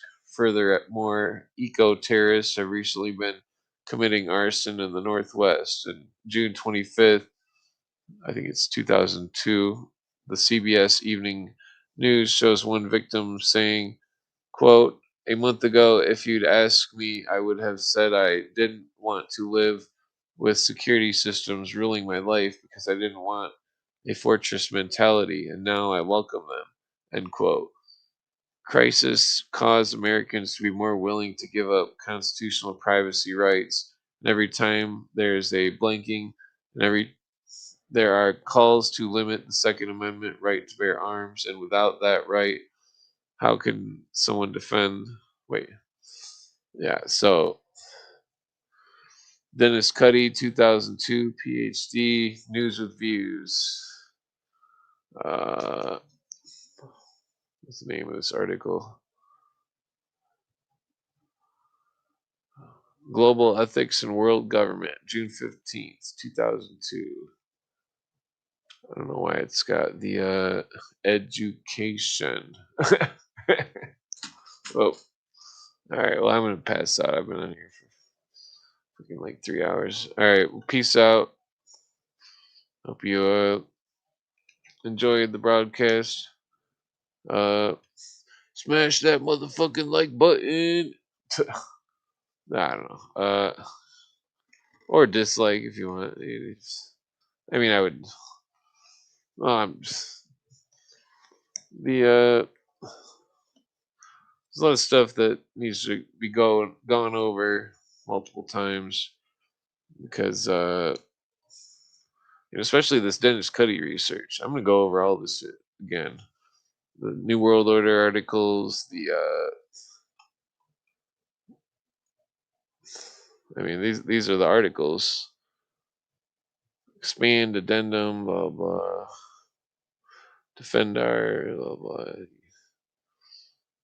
Yeah, freaking I got a new computer like last year, so I haven't heard like 6 months ago. So otherwise, they'd all be like this, where it's red.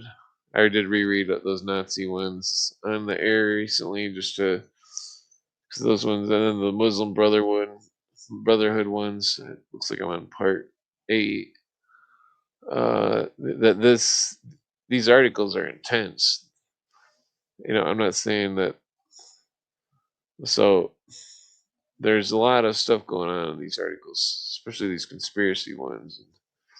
They're all really good. Well, I'll put a link into it in the chat. So where'd my camera go? All right. Well, I definitely suggest everybody read the articles because there's so much in these articles, that pertains to the entire conspiracy. Dennis Cuddy is a doctorate in history. He's not some kind of idiot. Doctorate in history. Understanding history is a big part of I'm just gonna stand up here.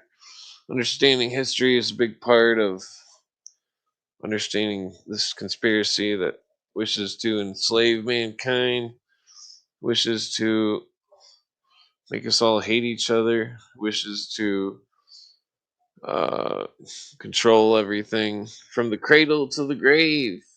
You will be educated, it says. You all seen it. You've heard Cooper's warnings about the future. Even this article that I read was 2002, over 20 years ago. I remember the 90s when I was, fucking this whole, I could see past all of it, all this bullshit, this educational system that was teaching squalor, that was using classism. All the preps get treated one way. Everybody's not a prep gets treated like dog shit. The and I was, and I don't know. I always dressed pretty conservatively. Fucking button-up shirt, t-shirt underneath, blue jeans. You know, the there's a lot going on in the world. That all this division is not going to get us anywhere. Division, these divisive ideologies. Division is America wasn't built on division. It was built on unification under the chalice of freedom, under the purpose of every man in America having, well, everybody in America having all the rights of the King of England. We don't even have the right to contract in most instances, even for simple stuff such as a job. If you fill out a job application and it says, "Do you smoke weed?" and you say, and you don't want to fucking, that's against your right, your Fourth Amendment right and Fifth Amendment right. You don't have to fucking. And then if you try to negotiate the application, because the application is a contract, legally speaking, they won't let you negotiate it. We don't have no rights to fucking negotiate a contract. That's the whole fucking principle of why this country was founded. So we'd have the right to negotiate a fucking contract. Uh, America. My country, 'tis of thee, sweet land of liberty.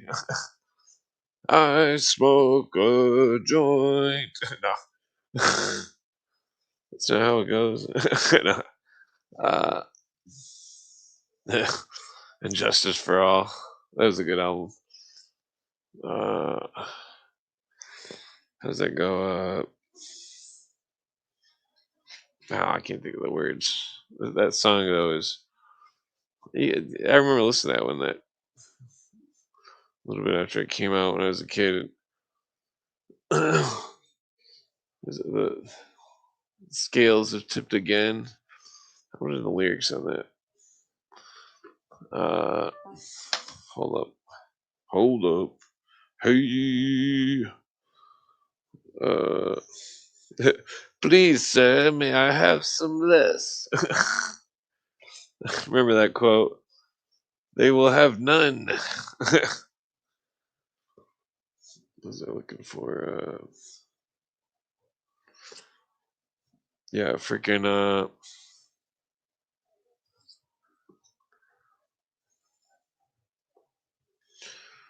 what was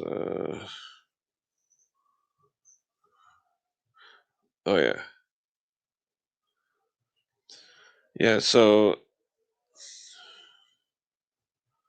those Dennis Cuddy articles, yeah, I posted them.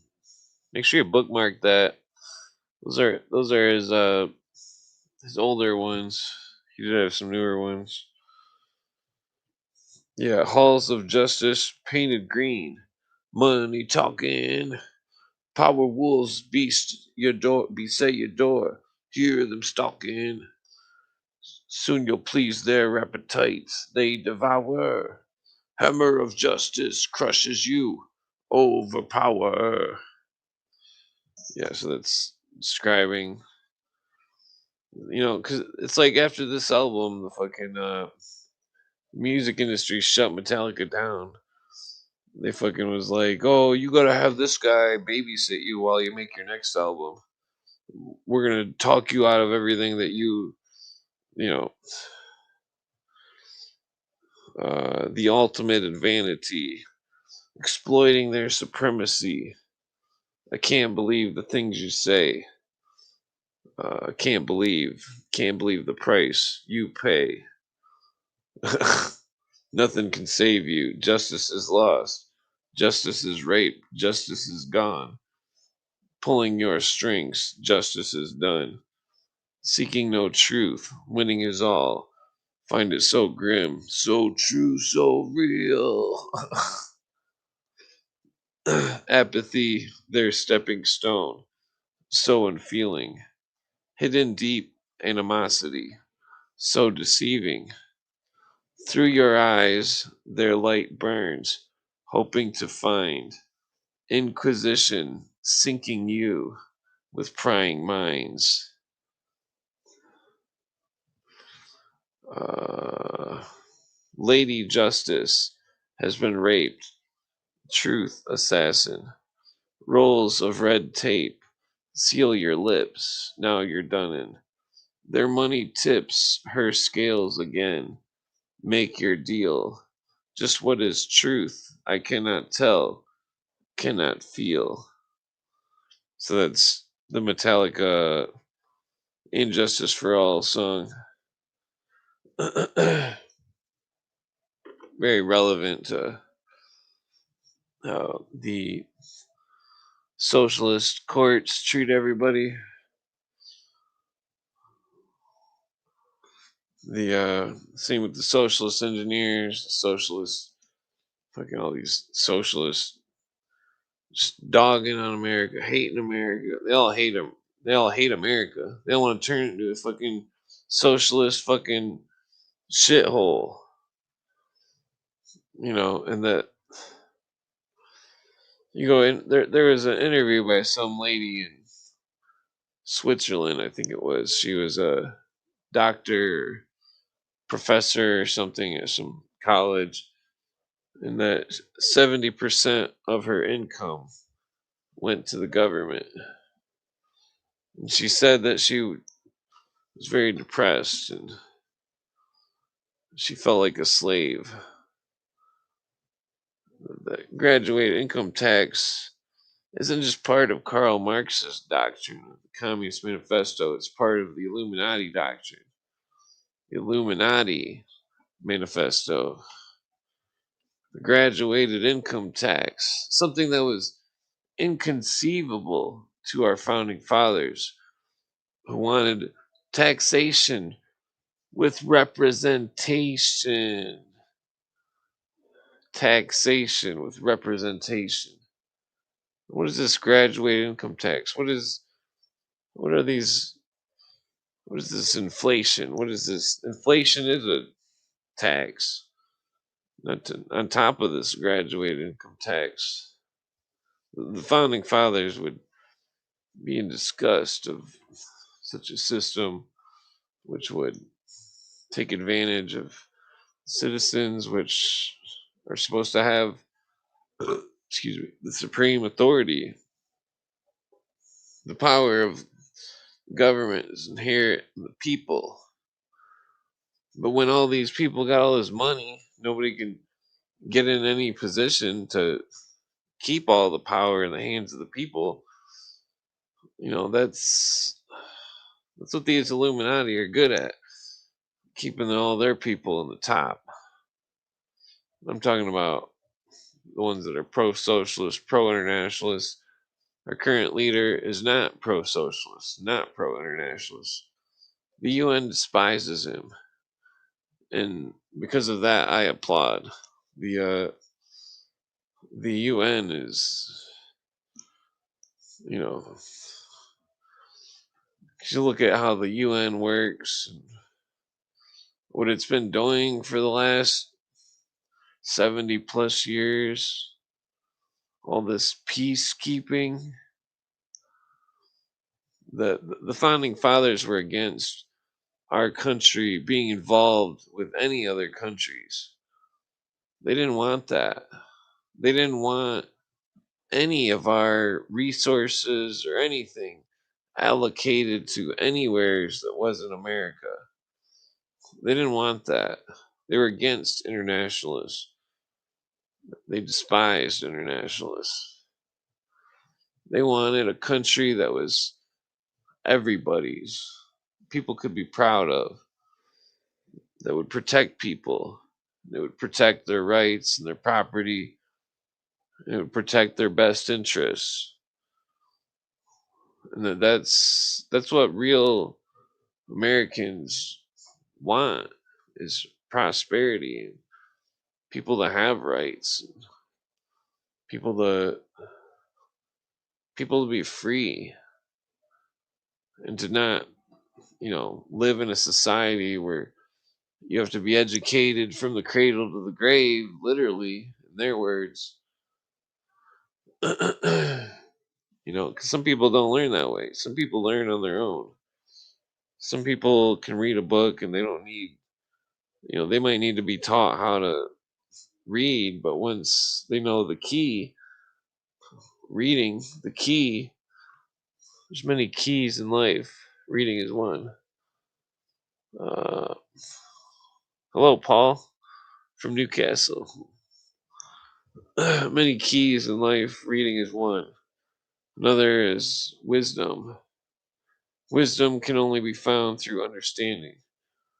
Understanding can only happen through logic and reason. These are all concepts built on other concepts, which form a way to see if something is factual, to know if it's real. Many things we see on the internet is not real. They're delusions. Keep people chasing their tail. Meanwhile, the New World Order gets stronger and stronger. our rights eroded, American sovereignty eroded. 90, was it 25% of the federal income tax goes to the UN. 25%. What is all that money going towards? That's a lot of money. What is all of it going towards? Is it going towards these brand new electric Rolls Royces people are driving around in fucking Europe? Mr. Ukraine himself, under Bo Biden, got a brand new, was it electric Rolls Royce, or was it electric Bentley? One of the two. Most expensive possible car you could possibly have. And on top of that, he didn't even get a gas one. Electric Rolls Royce. Same thing with these commie heroes, such as, what's his name, Blarney Slanders, Bugatti, a W8. Was it W12, W8 or W12 engine with quad turbochargers. I mean, that thing's got to be the biggest gas hog on the planet. Quad turbocharger, 2-seat engine with, what was it, like 7 gears? $1 million car. Mr. Blarney Sanders. Where's all Blarney Sanders homeless shelters?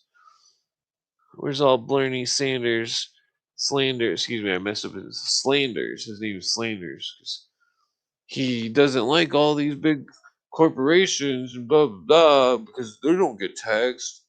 But he doesn't. He's too shallow and dense to understand that these corporations are doing everything for the government. And they're not taxed because why would the government tax itself, Mr. Blarney Slanders? You fucking idiot. That's socialism. You want socialism, but you want to bitch about it. Just like all these other little socialists. They want socialism, but they want to bitch about all these things that are characteristics of socialism. But then if you point it out, they just block you. Even if you're totally fucking even if you're totally fucking polite. They don't want to know that their god Karl Marx, the piece of shit, fucking compared people to fleas because he was a racist. They don't want to know that. They want to deny that. See, Thomas Jefferson may have been a racist. He wasn't comparing people to fleas, you know. And I still don't trust Thomas Jefferson, but some of the quotes he did, that's a long story. I mean, when I read that book of his about his racism, it was definitely disgusting. But in his regard, he did, when he was an attorney before America started, there was he had a young black dude that was one of his clients, and that he knew that the courts were unjust, and he gave him his own money and said, "Get the hell out of here, because these courts are unjust. They're not going to give you a fair trial." So he saved one man's life. How many other men did he save? Did he just have slaves because he knew if you let them go, they'd all just get enslaved by somebody else? That's what people don't get. Times were fucked up back then. See, they weren't that fucked up though when Marx was around.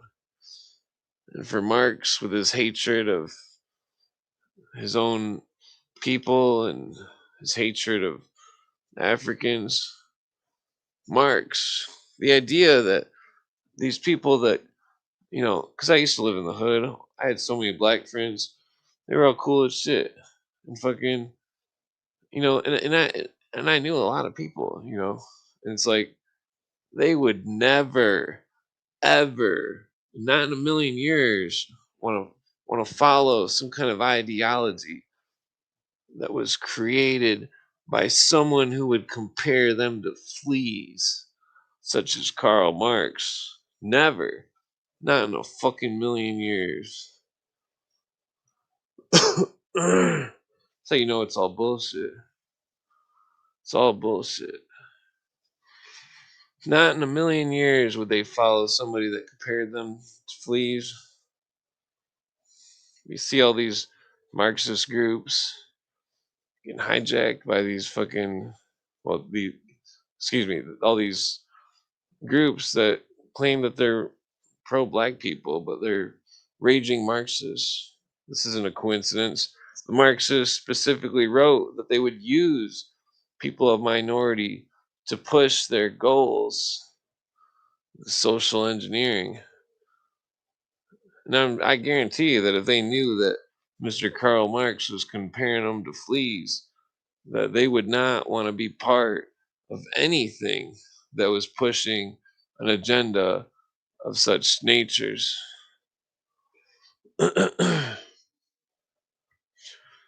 The art of deception. That's what Cooper says magic is. It's one form of magic. That's the form that they're using. Doesn't matter if there's nothing supernatural about it. It's the sleight of hand form of magic. It's not real magic per se, but the art of illusion, just like Cooper says. The art of illusion, manipulation of people's natures, their heart, their mind, their wants, their hungers, manipulation of these natures. Mankind thinks that it's going about its own free will, but it's guided with these natures because it cannot overcome them, because it doesn't know the power of destroying the beast inside oneself, not being a slave to the fucking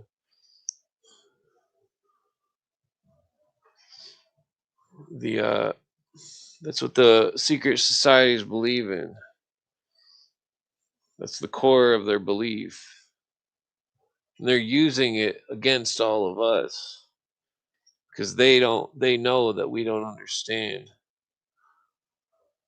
And so they know when they are like orchestra conductors conducting a symphony of human natures, hate, greed, envy, lust, all these human natures. You don't talk about no biblical stuff. I'm talking about psychology, controlling the human natures, controlling the direction of mankind.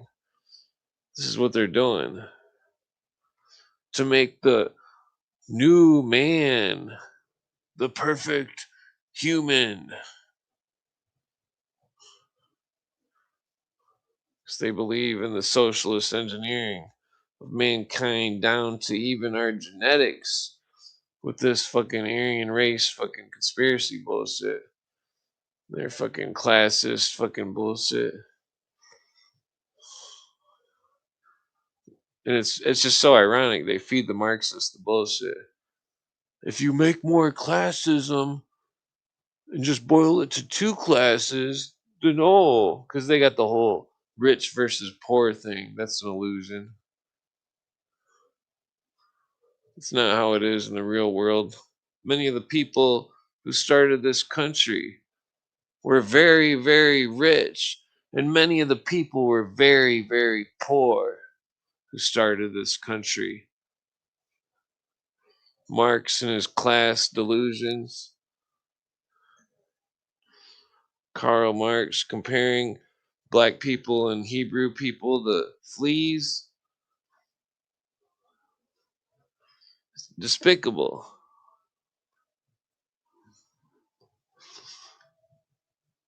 The art of deception. Only a deceived person would follow someone who hates them. Only a deceived person would put the shackles on their own feet and walk into the fucking slavery of the fucking New World Order. Cradle to the fucking grave. Education. Political correctness. What does this all mean to you?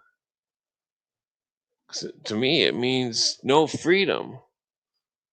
We'll never have a organic culture because they'll always be controlling it.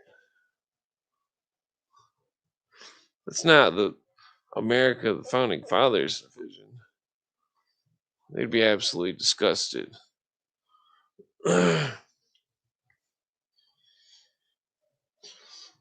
This new world order that's been engineered through these socialist engineers that want us to be happy with none.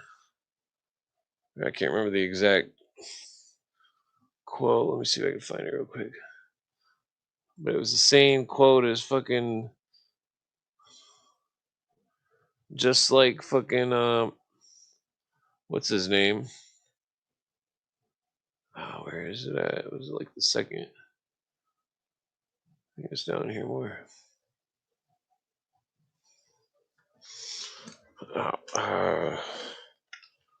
None. There it is. Herbert Palmer, George Herbert Palmer. Many here carry a conscience about with them which makes us say how much better off they would be with none. Oh, I messed up that quote. That's about how they would be better with no conscience. I'm retarded. Okay. Well, that's the only quote I messed up on there. Misinterpreted it on accident. See, if I make a mistake, I admit it. Many people are afraid to admit if they make a mistake, like Mr. Karl Marx, like all these other socialist engineers.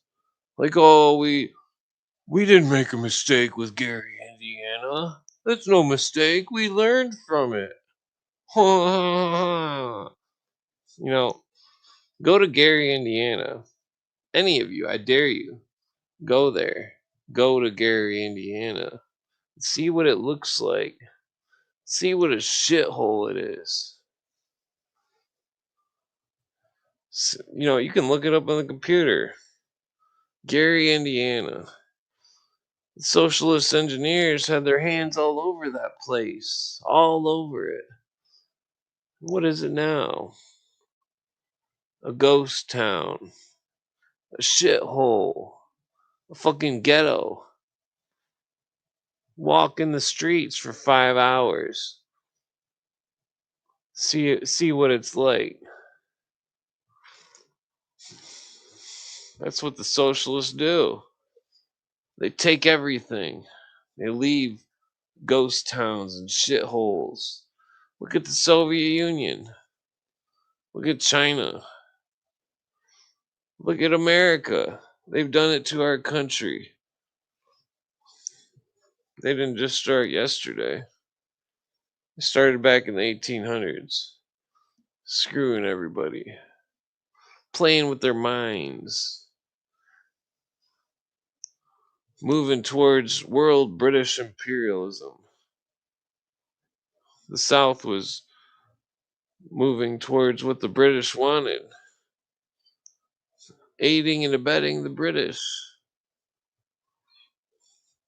Meanwhile, the North was being attacked by people that were moving along with the other New World Order plans, these Knights of the Golden Circle.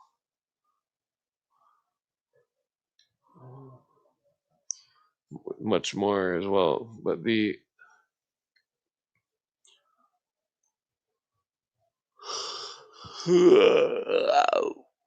I think I'm about to pass out. The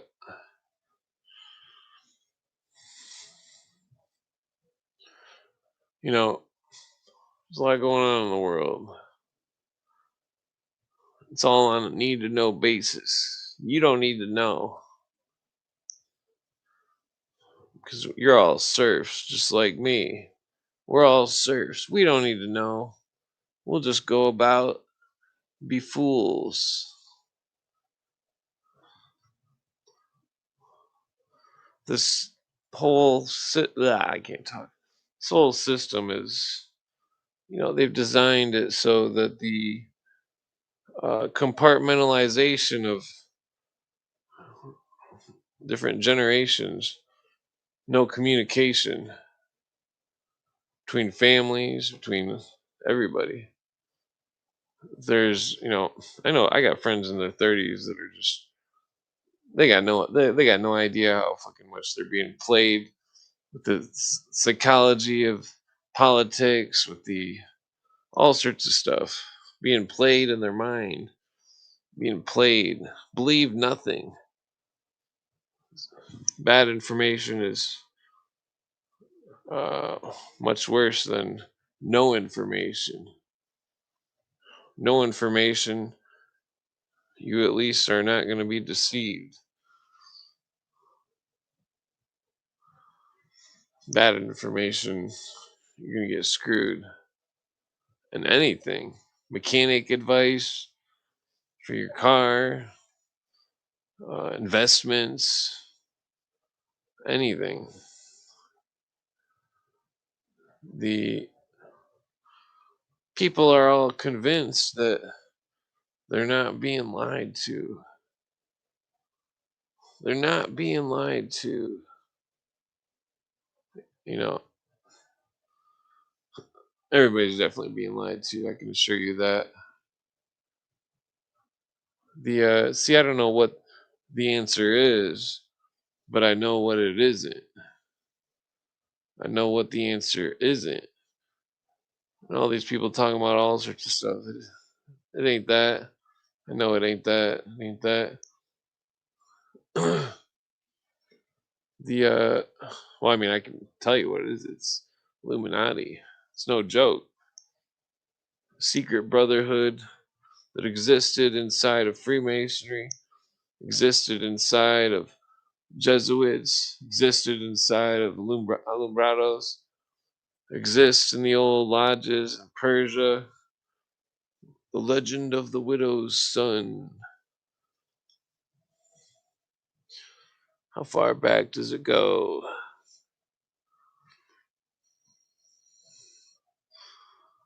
Let's see. Well, the skull and bones originates from something that was good, according to the writer of, excuse me, I believe it was Who is Haram Abiff? It was either that or it was Mystery of the Cathedral of Fulcanelli, talking about some kind of grave that they found in Jerusalem or some shit, or I don't remember where it was at, but it said that they found the skull and crossbones and it'd be used as a symbol of their power. That symbol was usurped. The symbol was Templar symbol, but all of a sudden, all different orders started using it.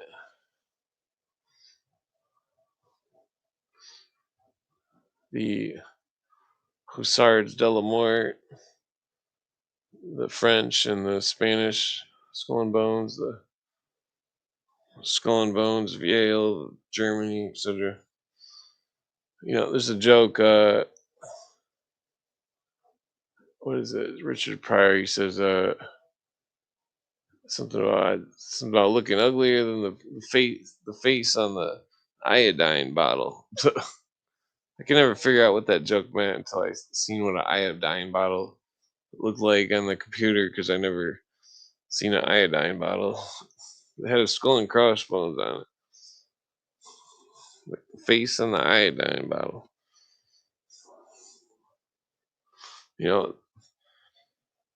Symbols from the ancient world persevere and end up in modern times in various forms.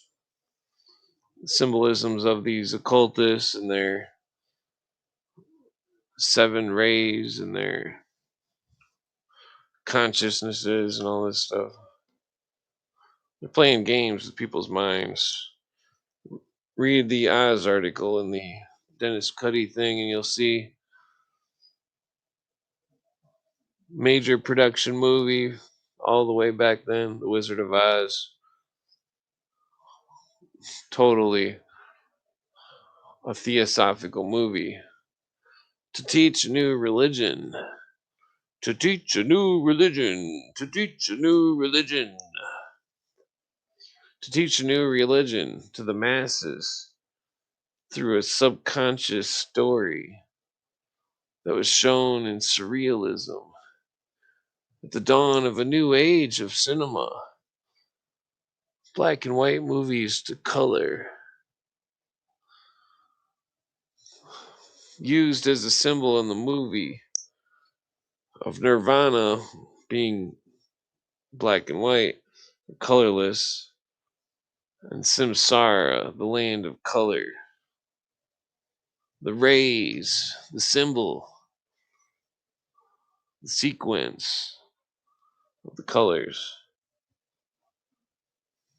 The middle color being green, where the people that represent the natures of man,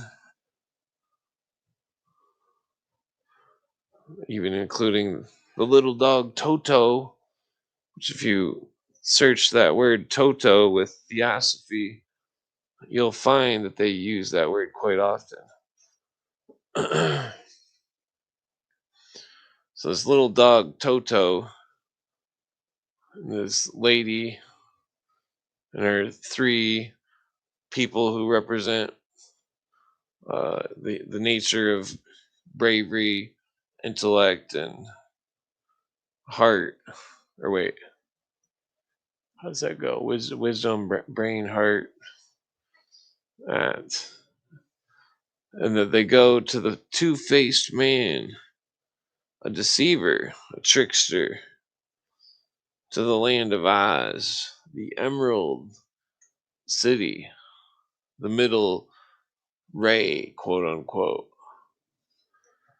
Two-faced man first deceives them, sends them on a wild goose chase, says there's nothing that he can do.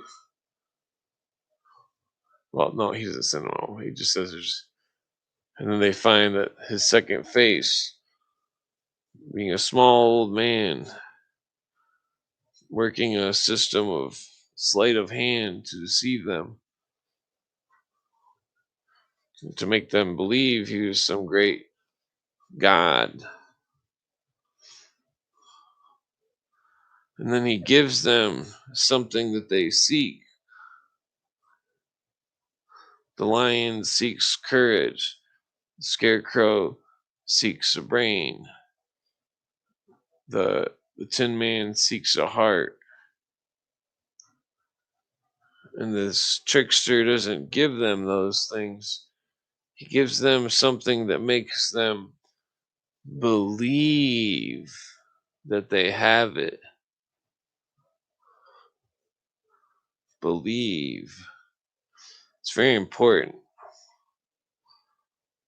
because this power of belief is used. It goes back to the old thing of what is magic? What is magic? A rule that I read was magic is not to be understood, it is only to be taught. That rule applying to this psychological magic. The initiate, if they knew that the medal or the diploma or the clock that was given to them, the Tin Man, the lion, scarecrow, if they knew that it was nothing and that it meant nothing and it did nothing, it was just a word and just an object, then it wouldn't have worked on them. If they understood that it was nothing. But since they didn't understand, and since they believed, When the lion was given his medal, he believed he was brave. The scarecrow got his diploma. He believed he had a brain. He believed. Just like when the mason gets his highest degrees, he believes that he's got the gnosis. He believes. He doesn't know. He believes. This may all be going over your heads. I don't know. I hope it isn't, but it's very complex stuff. It may seem like simple words, but I assure you that the power of the mind, the power of suggestion, the power of belief is used by those who know the secrets of the green language, the language of the birds, the understanding of the human natures. When people understand human natures, they are oh so easily manipulated. These internationalists, their whole religion is understanding human nature through degrees of initiation. This is not an exaggeration. Human nature, the upper natures, the heart and the mind, the lower natures, the sex and the appetite, hunger, greed. That's the difference between Luciferians and Satanists. The Luciferians believe the mind and the heart is God. Their feeling of thought, their feeling of emotion, of their heart. That's what they believe is God. And that it's a metaphor for atheism. And that the Satanists, quote unquote, believe their appetite for hunger, of food, greed, and their sexual appetite, that's their God. That's why Crowley did what he did. Because he thought it was his God. But it wasn't a God per se. It was just a fancy way of saying that he was an atheist. They laugh at our superstitions. They laugh. They laugh at all the superstitions. They laugh at all the religions. They don't believe in anything. At least the highest up ones don't. They don't believe in anything except these human natures. Control of mankind for the improvement of mankind, so called. Who gave them the right to judge us? To say that we weren't good enough? Because that's what they're saying. They're saying we're not good enough. Perfection is found in flaws, not symmetry. Perfection is nature, adaptation. When they want to control the entire species, they're not allowing for organic adaptation, organic culture, organic human life. They claim to be humanist, but they do the least humanist thing possible, which is control everybody. Educate them from the cradle to the grave. What is the point of educating an old person who is not going to make it that long? Unless it's just to keep pushing the PC bullshit that they're pushing on everybody. You know, the it's all done in a way in which they want to make people think that they're going to have more rights and be more free, be able to do whatever they want and all this stuff. Think how they want, look like they want. That's not what these internationalist New World Order want. They don't want people to look like punk rock stars, or they don't want people to look different. They want everybody in Star Trek uniforms. They want everybody wearing the same shit, thinking the same way, believing all the same shit at the same time. Alice Bailey, Foster Bailey, Benjamin Creme, these people. The group mind form, the group thought form, the group thought prayer, whatever the fuck. They don't want individuals. They say, you're an individual, push them out of the group. That's what they say. Paraphrase.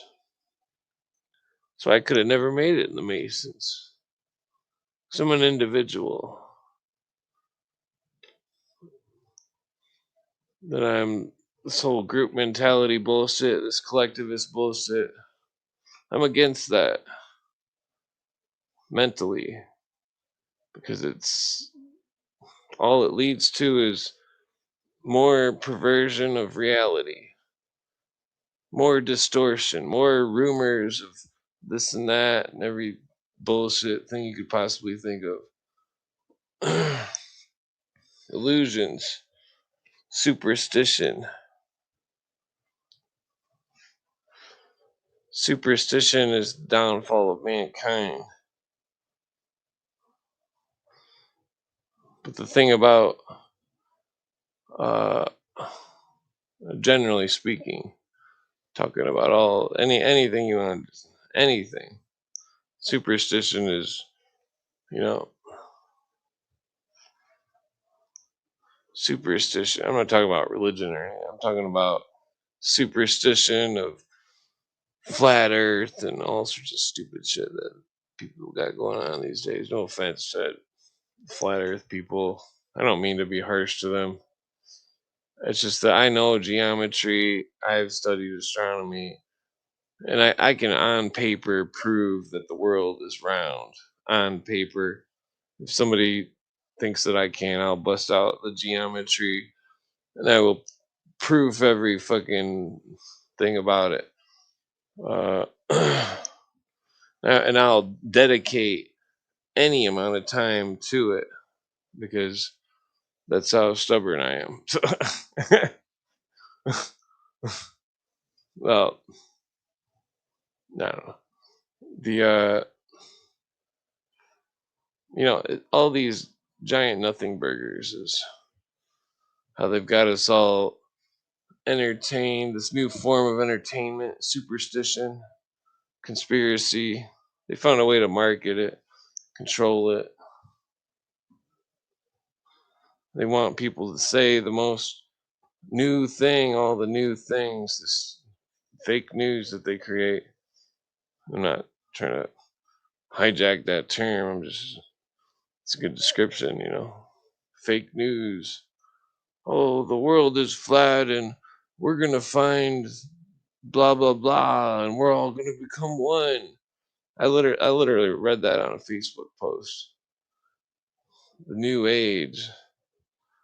The new age. What was it? It was Tartaria. That's what it was. They're gonna find Tartaria, and all people are gonna have one consciousness, and all this bullshit. Same sales pitch, different day. Same sales pitch, different day. You see these sales pitches. I used to have this job that was door to door sales pitch bullshit, wearing a suit and stuff. I'm gonna sit back down. Wearing a suit, looking in the mirror, doing the sales pitch. Hello, sir, blah, blah, blah. Have you, blah, blah, blah, blah, blah, blah. our product, blah blah blah, that type of thing. It was like the stupidest job I've ever had. It was just totally worthless. Ad in the newspapers that, oh, we're hiring, and you get there and it's like a clown show. It's like, Jesus Christ. It's just crazy to move to a big city and think that you're gonna be able to get a job with the college degree you got. You know, you better dream on, because that shit ain't happening. The well, I mean, maybe in certain fields, but not in pharmacy. Or unless there's some kind of thing on my employment thing where they're just like, oh, this guy's a piece of shit, which, and I've heard research about such things, which I don't recall. I mean, I've walked out on a few jobs, but that's it, And that was when I was like 15, not like when I was older. It's just ridiculous. The damn it, I can't remember what the hell that's called. It's some kind of like, it's kind of like that episode of Seinfeld where Elaine tells the doctor something and he writes it down, and she's like, "What does that say?" He's like, "Oh, you can't see." And then all the other doctors know all this shit. And she's like, "What the same thing with employment stuff, or at least in this shithole state."